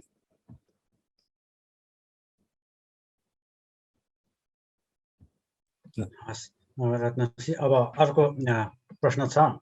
यो सरोजराज साक्यले सोध्नु भएको, अनि उहाँले गुरुमा वन्दना भनेर सोध्नु भएको छ। अब यो शरणगमन मात्र गरेका हामी जस्ताहरू ले अब कस्तो अभ्यास गर्न पर्ने हुन्छ होला भनेर उहाँले सरल सिम्पल क्वेसन सोध्नु भएको छ।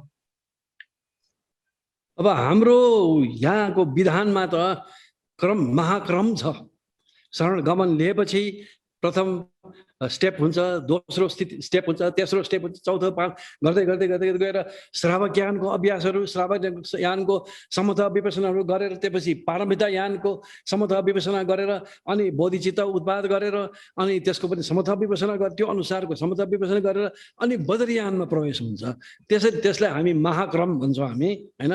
त्यो क्रम छ र यो हेवज्र तन्त्रैमा पनि त्यो लेखेको तपाईँ शाक्य हो, त्यसै कारणले हेवज्र तन्त्रैमा पनि पहिला वैभाषिक अध्ययन गर्ने, अभ्यास गर्ने, सौत्रान्तिक अध्ययन गर्ने, अभ्यास गर्ने, त्यसपछि योगाचार, यो दुईटा श्रावक ज्ञान भयो। त्यसपछि योगाचार अभ्यास गर्ने, अध्ययन गर्ने, अनि माध्यमिक अभ्यास गर्ने, अध्ययन गर्ने, यो पारमिता ज्ञान हो। अनि त्यसपछि मात्रै हेवज्र आरम्भेत, हेवज्र सुरु गर्नु, यानि बद्रीयानमा प्रवेश हुनु, होइन? त यो हाम्रो सङ्घको त यसरी नै जाने गरेको छ, होइन? र अधिकांश तिब्बती परम्परामा पनि यस्तै किसिमको आफ्नै पद्धतिहरू छन्, होइन? यस्तै किसिमको आफ्नै पद्धतिहरू छ। हामीले जोड श्रावक ज्ञानको समता विपसना जग र मान्छौँ, हामीमा जोड दिन्छौँ। थेरवाद पनि श्रावक ज्ञान हो, होइन? र यो जुन हेवज्र तन्त्रमा लेखिएको, यो उसमा अद्वैय वज्र सङ्ग्रहमा लेखेको वैभाषिक सौत्रान्तिक यिनीहरू चाहिँ लेख्यो। किन थेरवाद लेखेन भन्दाखेरि त्यो 11औं शताब्दी, 4औं शताब्दी, 6औं शताब्दीसम्म थेरवाद इन्डियाबाट हराइसकेको थियो र साउथ दक्षिणतिर यो श्रीलङ्कामा मात्रै थियो र त्यहाँबाट उता बर्मा शर्मा पुगे, होइन? त्यसै कारणले त्यो होल साउथ एसियामा थेरवाद थिएन, अन्य श्रावक निकाय मात्रै थियो। अनि तिनीहरू वैभाषिक अध्ययन गर्थे, होइन? सौत्रान्तिक अध्ययन गर्थे। त्यसै कारणले हेवज्र तन्त्रमा पनि, होइन, अद्वैय वज्र सङ्ग्रहमा पनि जुन 11औं शताब्दीमा लेखा छ यही पाउँछ, थेरवाद पाउँदैन। तर थेरवाद पनि श्रावक ज्ञानै हो। अहिलेको जिउँदो जल्दो श्रावक ज्ञान त त्यही थेरवाद मात्रै हो, होइन? र मेरो विचारमा त वैभाषिक सौत्रान्तिक भन्दा पनि थेरवाद अध्ययन गर्नुपर्छ, होइन? थेरवादको अभ्यास अध्ययन गर्नुपर्छ। तर हाम्रो बद्रीयानको लागि फाउन्डेसनको रूपमा, जगको रूपमा, त्यसपछि पारमिता यानको अभ्यास गर्नुपर्छ, अनि त्यसपछि मात्रै बद्रीयानभित्र प्रवेश गर्छ। त्यसरी जाने हो। त्यसरी गयो भने हाम्रो तपाईँहरू अधिकांश यहाँ सुन्ने नेवारहरू हुन्छ यो बहालमा त, होइन? तपाईँहरूको बाहुबाजे जस्तो सिद्ध बन्छ। त्यसो नगर्ने हो भने खालि घन्ट बजाउने, पूजा गर्ने, पाठ गर्ने, के यस्तो मात्रै हो भने त्यस्तो सिद्धहरू गएको त 100औं वर्ष भइसक्यो। त्यो तपाईँहरूलाई पनि थाहा छ, होइन? 100 त के 500-600 वर्ष पनि भइसक्यो गएको, होइन? सुरती वज्र सायद लास्ट अन्तिम होला, होइन? 6औं शताब्दीको, 400-500 वर्ष अगाडि, होइन? लास्ट होला। किन भयो त्यो? किनभने अभ्यास गयो, होइन? अभ्यास गयो। किन थेरवादीहरू नेवार वज्राचार्य शाक्य थेरवादी बने? त्यो बन्यो भनेर मैले दोष लाएँ, होइन? उनीहरूले राम्रो गर्यो। किनभने यहाँको बद्रीयानले सिकाउनु सकेन, बुझाउनु सकेन, होइन? थेरवादले सिकाइदियो। थेरवाद पनि बुद्ध धर्म हो, राम्रो धर्म हो। म त मान्छु बुद्ध थेरवादलाई, एकदमै मान्छु। थेरवादी गुरुहरूलाई मान्छु। मेरो साथीहरू छन्, आजान भू भन्ने थाइल्यान्डमा, होइन? उहाँ आजान हुन्छ, आचार्य हुनुहुन्छ। हामी त क्लोज फ्रेन्ड हो, होइन? तर वैभाषिक सौत्रान्तिक त मरिसक्यो, अध्ययन मात्रै गर्ने हो, होइन? त त्यो हिसाबले थेरवादको श्रावक ज्ञान अध्ययन गरेपछि जग बन्छ बद्रीयानको। त्यसपछि पारमितायानको अध्ययन अभ्यास गरेपछि पिलर, ढलान यिनीहरू सबै बन्छ बिल्डिङको, होइन? अनि त्यसपछि बद्रीयान भनेको त्यहाँ पेन्ट गर्ने पौवा, बद्रीयान भनेको त्यो हो। भित्रै छैन भने कसरी बद्रीयान हुन्छ? पारमितायानै छैन, जगै छैन भने बद्रीयान कसरी हुन्छ? त बद्रीयान भनेको घन्टा बजाउने, टिका लाउने मात्रै होइन, होइन? पौवा थाङ्का पेन्टिङ गर्ने मात्रै होइन, होइन? यो सबै बिल्डिङलाई बद्रीयान भन्छ। त्यसरी गर्नुपर्छ। आन्सर हस् हस् रत्नश्री। अब फेरि अर्को यो टोम डोले एउटा प्रश्न राख्नु भएको छ। उहाँले भन्नुहुन्छ अब हामीले यो इनर हिट त्यो चण्डालीको अभ्यास गर्नलाई यो क्रममा कति अगाडि धेरै गइरहनु पर्ने हो कि अगाडि पनि सिक्न पाइने हो कि त्यो सन्दर्भको उहाँले प्रश्न राख्नु भएको छ। के हो यस बारेमा अलिक? चण्डालीको अभ्यास गर्नु अगाडि नै बढ्नुपर्छ।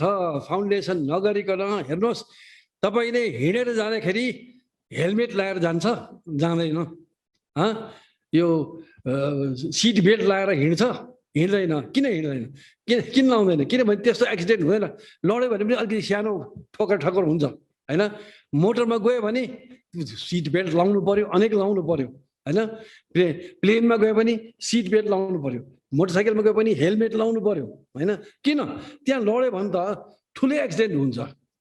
जेटमा गयो भने के गर्नु पर्यो होइन? बद्रियान त्यसभित्र पनि टुम्मो हो, चण्डाली त जेट हो होइन। तपाईँले कुनै पनि प्रावधान ठिक नपारिकन जेटमा चढ्नु भयो भने त तपाईँ त दुर्गति हुन्छ, हुँदैन? त सबै फाउन्डेसन बनाउनु पर्छ।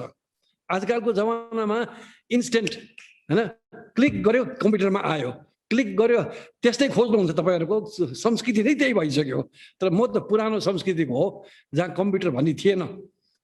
कम्प्युटर भन्ने नाम ठेगान पनि थिएन होइन। तर यी कुराहरू होला, क्लिक गरेपछि त्यो होला। तर यस्ता चिजहरू त क्लिक गरेर हुँदैन। तपाईँले कोहीले सिकाइदियो भने पनि र अनि तपाईँले कसेर गर्नुभयो भने पनि तपाईँको वायु फुस्किन सक्छ अनि तपाईँ बौलाउनु सक्छ होइन। यी प्रावधानहरू सबै प्रिपेयर गर्नुपर्छ, प्रपरली गर्नुपर्छ। त्यो चण्डाली भनेको जेटमा चढे जस्तो हो। जेटमा चढ्ने न केही बेल्ट सेल्ट के पनि छैन, केही पनि छैन, दौड्यो भने के हुन्छ? तपाईँ त क्रास भयो भने त गयो तपाईँ त होइन। र चण्डालीमा वायुहरूको खेल भएको हुनाले एकदम खतरनाक पनि हो। तर ठिक किसिमले गऱ्यो भने खतरनाक होइन। प्लेनमा चढ्नु खतरनाक होइन, तर ठिक किसिमले होइन। चढ्ने पाइलट बौला हो भने त खतरनाक हुन्छ फेरि होइन। तर ठिक किसिमको राम्रो पाइलट, वेल ट्रेन पाइलट छ भने त त्यस्तो खतरनाक होइन नि प्लेनमा चढ्नु। त्यस्तै किसिमको चण्डाली पनि प्रपर किसिमले गर्नुपर्छ। त्यो गर्नलाई प्रावधानहरू, फाउन्डेसन बनाउनु पर्छ। फाउन्डेसन थेरावाद होइन, यानि श्रावज्ञान होइन। फाउन्डेसन थेरावाद हो होइन। त्यो अनित्य, दुःख, अनात्मा नै नबुझेको मान्छेले शून्यता के बुझ्छ? शून्यता नबुझेको मान्छेले चित्तको स्वरूप के बुझ्छ? चित्तको स्वरूप नबुझेको मान्छेले चण्डाली के गर्छ भन्नुहोस्? त्यसै कारण यसरी गर्नै पर्छ।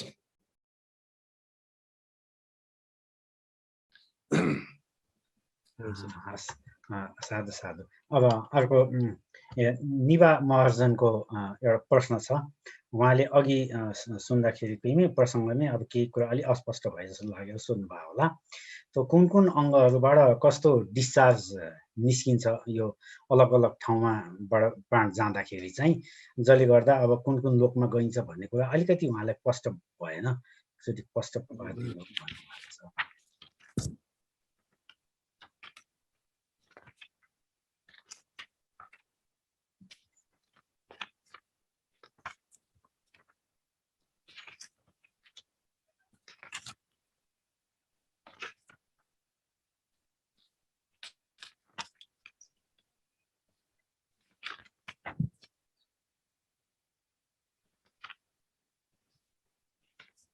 यो गुदद्वारबाट गयो भने नरक, त्यहाँ चाहिँ के अलिकति गु र रगत निस्किन्छ होइन।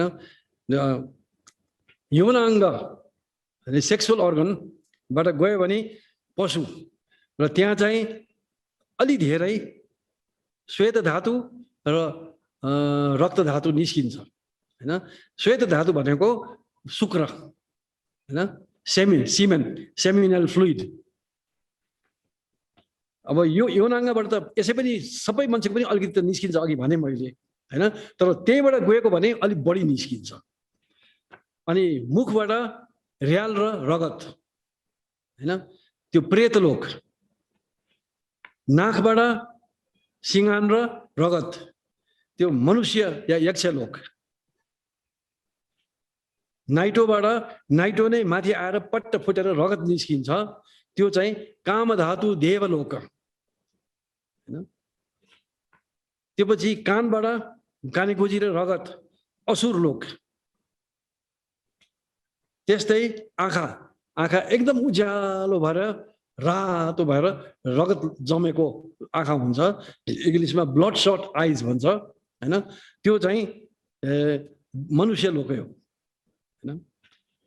अनि त्यसपछि तालु र यो निधारबाट गएको चाहिँ अरूप धातु र ब्रह्मरन्ध्रबाट गएको चाहिँ अब हेरिकन बुद्ध क्षेत्रहरू। अब अर्को एउटा प्रश्न छ हाम्रो तुलसी तुलाधरले सोध्नु भएको। तुलसी तुलाधर उहाँले के सोध्नु भएको छ भने अब जस्तो अचानक मृत्यु हुने, जस्तै हार्ट अट्याक जस्तो खालको हुन पुग्यो भने अब त्यसको मृत्यु कसरी भएको हुन्छ र कस्तो गति हुन्छ भन्ने उहाँको प्रश्न छ। अघि मैले भन्नु बिर्सेँ, राम्रो क्वेसन हो। यो जुन प्रक्रिया हामीले बताएको हो यो एक क्षणदेखि 3.5-4 दिनसम्म लाग्नु सक्छ यो प्रोसेस हैन। र हार्ट अट्याक यस्तो भएको एकदम धेरै बिरामी भएको छिड भएको मान्छे यिनीहरूको एकदम छिटो हुन्छ हैन। एक्सिडेन्टमा एकदम छिटो हुन्छ, यही प्रक्रिया हुन्छ। तर 2-4 सेकेन्डमै सबै भइसकेको हुन्छ र अनि त्यो वायु प्रवेश भएर र सास रोकिसकेको हुन्छ। एकछिनसम्म ठोकेपछि पनि सास त फेरिरहेको हुन्छ अनि वायु पनि रोकिन्छ हैन। त यो यति दिन उति दिन सबैलाई भन्ने होइन। बिरामी मान्छेहरूको अझ छिटो हुन्छ, हेल्दी मान्छेको अझ टाइम लाग्छ हैन। मर्ने टाइम आयो, कर्म आइसक्यो, सिद्धिसक्यो, हेल्दी नै छ भने चाहिँ टाइम लाग्छ। अब एकदम 6 महिनादेखि बिरामी भएर बसेको मान्छे भने यो एकदम छिटो 10 मिनट 15 मिनट 20 मिनटमा यो सबै प्रक्रिया पनि हुनसक्छ हैन। एक्सिडेन्टमा 2 मिनट 1 मिनट भित्रै सबै हुन्छ।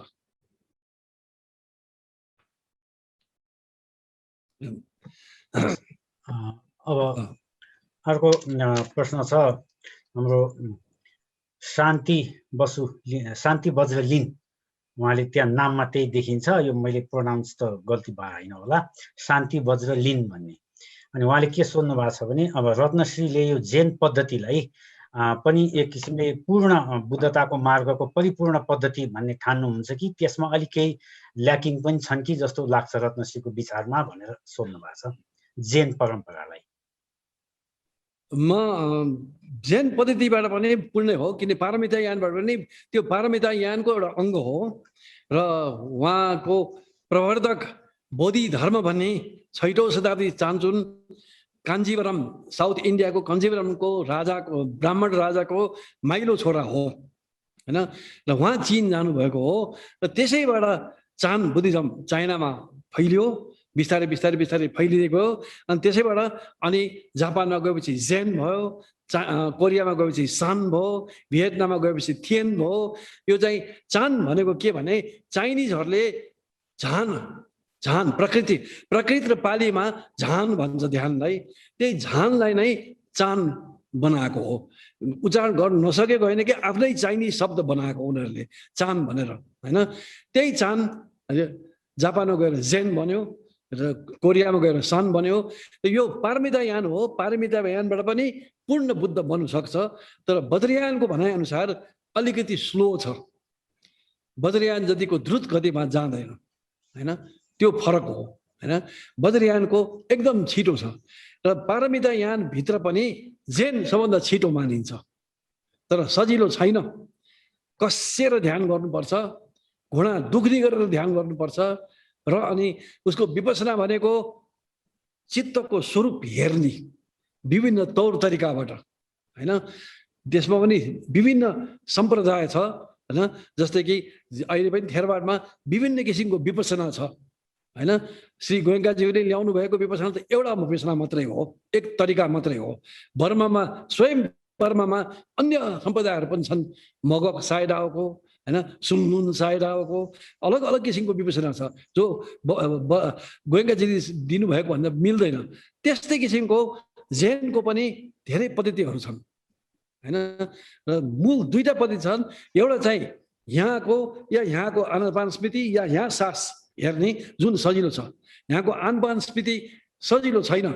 विशुद्धि पालीको विशुद्धि मग्गमा पनि यो त एडभान्स्ड माथि पुगिसकेको व्यक्तिहरूलाई हो, किनभने त्यो आलम्बन एकदम मिन मसिनो आलम्बन भएको हुनाले जति स्थूल हो उति मन राख्नु सजिलो हुन्छ, जति मसिनो भयो उति गाह्रो हुन्छ हैन।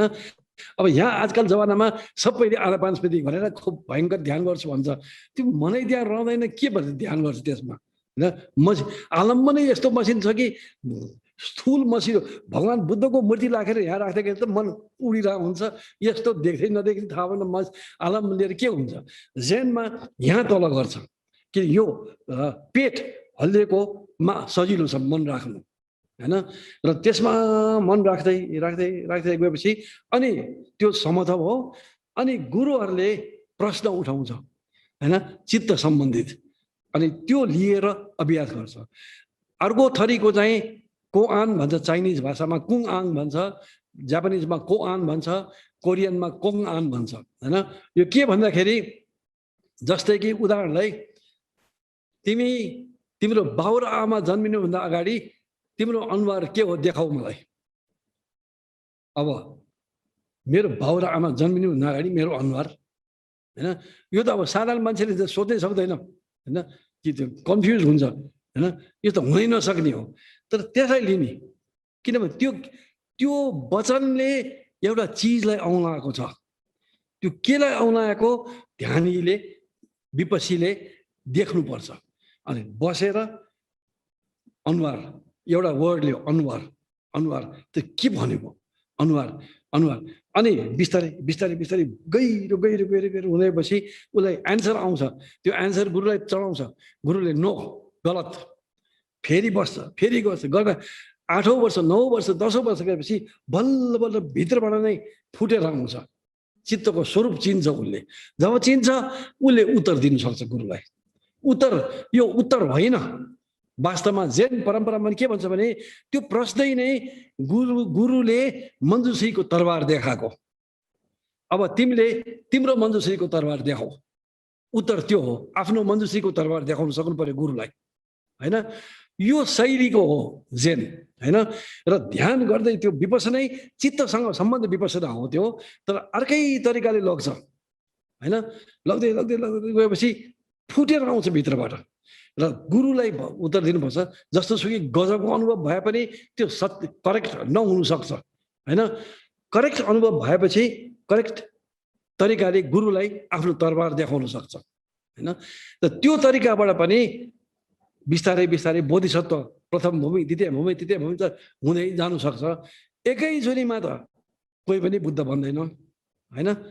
बुद्ध भनेको 32 लक्षणी युक्त 80 अनुव्यञ्जनले युक्त जो हो, 3 देखि 4 असङ्ख्य कल्पसम्म अभ्यास गरेर बनेको हो बुद्ध भनेको। बुद्ध भनेको आधा पगपगमा बुद्ध पुरुष बनाए जस्तो बुद्ध होइन हैन। त प्रथम भूमि द्वितीय भूमि तृतीय भूमि चतुर्थ भूमि 10 भूमि पार गरे, 10 भूमिबाट पार गरेकोलाई सम्यक सम्बुद्ध भन्छ हैन। त जैन तरिकाबाट पनि हुन्छ हैन, नहुने होइन। तर एकै जुनीमा त कोही पनि बुद्ध बन्दैन। यो त कस्तो भने महायानमा जस्तै कि थेरवाडमा साधारण भिक्षुलाई पनि अरहत भन्नु सकिन्छ, अरहत भने सम्बोधन गर्नु सकिन्छ, गुरुहरूलाई कल्याण मित्रहरूलाई अरहत भने सम्बोधन गर्छ। त्यस्तै किसिमको राम्रो गुरुहरूलाई पनि बुद्ध भनिन्छ महायानमा। तर त्यो साँच्चीकै बुद्ध बनेको होइन, बोधिसत्वहरू हो हैन, बुद्ध बनेको होइन। बुद्ध त धेरै माथिको कुरा हो हैन। अब यो पनि धेरैजनाले कन्फ्युज गर्छ। त एकै जैन बनेर एकैचोटिमा बुद्ध बन्यो भने कि एनलाइटन हुने, दर्शन भूमिमा दर्शन मार्गमा प्रवेश हुनु सक्छ हैन। तर गाह्रो छ, धेरै धेरै गाह्रो छ। त्योभन्दा बद्रियान धेरै सजिलो छ हैन। तर ठिक बद्रियान, मैले भने कि पूजा बजाउने घन्टा बजाउने बद्रियान मात्रै होइन, त्यो त बद्रियानको फुलबुट्टा हो हैन। सच्चा बद्रियान अभ्यास गर्नुपर्छ हैन। त जैन भन्दा पनि छिटो हुन्छ, तर जैन पनि छिटो मार्ग हो र उत्तम मार्ग हो र राम्रो मार्ग हो। साधु साधु रत्नश्री। अब आज हाम्रो समय सिद्धिएको हुनाले हामीले एउटा अब अन्तिम प्रश्न मात्रै लिँदैछौँ। त्यो अन्तिम प्रश्न हो ऋचा त्रिपाठीको। अब उहाँको प्रश्न सान्दर्भिक छ, त्यसैले त्यो लिँदैछु। यो मृत्युको कति दिनपछि जलाउनु उपयुक्त हुन्छ होला, या कुनै सङ्केत या निमित्तहरू देखा पर्नको लागि पर्खिनु पर्ने हुन्छ कि, या कसरी, त्यसमा के गर्नु उचित हो भन्ने प्रश्न राख्नु भएको छ। यो राम्रो प्रश्न हो। अनि अघि भने नि, जब यो नाक, आँखा, कान जहीँबाट पनि वायु, प्राण र चित्त निस्किएको भन्ने सङ्केत हुन्छ, त्यसमाथि मात्रै खास जलाउने हो, होइन? त्योभन्दा अगाडि जलाउनु हुँदैन। र त्यो त मैले भने कि केही घन्टादेखि लिएर साधारण मान्छेलाई 3 दिनसम्म पनि जानु सक्छ। अब हाम्रो यहाँ नेपालको संस्कृति विशेष गरेर हिन्दू बढी भएको हुनाले अधिकांश त्यही फलो गरेको छ, चाहिँ तातै जलाउने। यो चाहिँ एकदमै गलत। चित्त यहाँ हुँदाहुँदै जलाइदिएपछि त्यो चित्तलाई कति पीडा हुन्छ र कति रिस उठ्ला, र अनि नरक जाने बाटो बनाइदियो उसलाई, होइन? त यो नाकबाट, कानबाट, कहीँबाट निस्किएको र शरीर सास रोकिसक्यो, सास के अरे शरीर पनि कक्रिन थाल्छ, अनि त्यसपछि कक्रिन थाल्छ। त्योभन्दा अगाडि कक्रिँदैन, होइन? तबसम्म लुलै हुन्छ, होइन? साधारण मान्छे पनि अलिकति धर्म गरेको राम्रो भने 3 दिनसम्म पनि जानु सक्छ। त्योभन्दा बढी योगीहरू मात्रै जान्छन्, होइन? र अब केही घन्टादेखि केही 3 दिनसम्म जानु सक्छ यो पिरियड। र त्यो सङ्केत भने अघि मैले भने नि, कहाँबाट निस्किने भने 2 चोटि दोहोऱ्यायो। एकजना उहाँ केसीजी हो कि उहाँले पनि सोध्नु भएको थियो, होइन? त त्यो सङ्केत पछि अलि जलाउनु बेस्ट टाइम हो।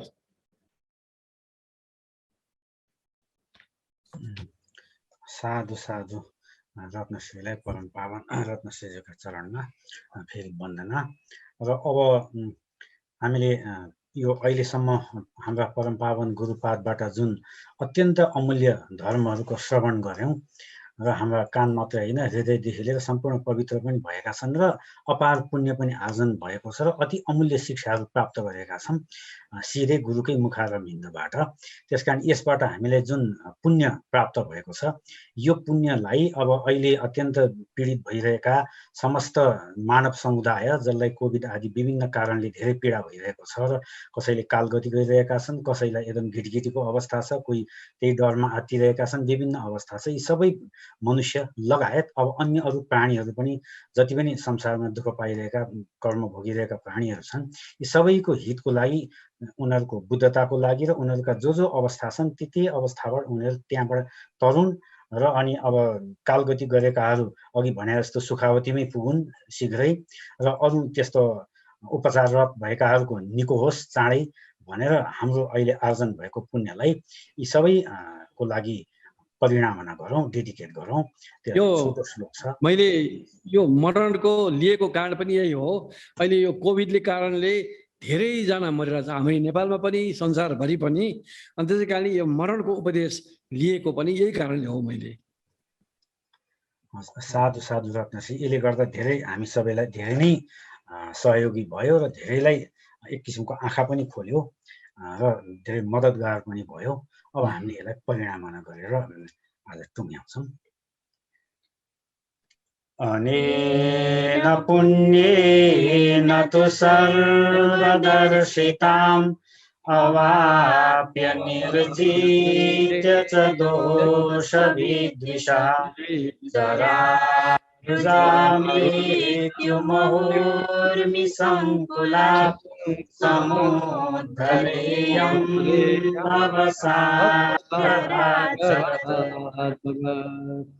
यो अशोक घोषले बनाउनु भएको परिणामना हो। दोस्रो शताब्दीको चालाखाल नागार्जुनकै पिरियडमा अशोक घोषले यही श्लोकलाई तिब्बतीमा सोनामदेई थाम्चे भन्ने परिणामना अहिले पनि तिब्बतीहरूले गर्छन्। त यो मूलबाट तिब्बतीमा सोनामदेई थाम्चे भन्ने बनाएको हो।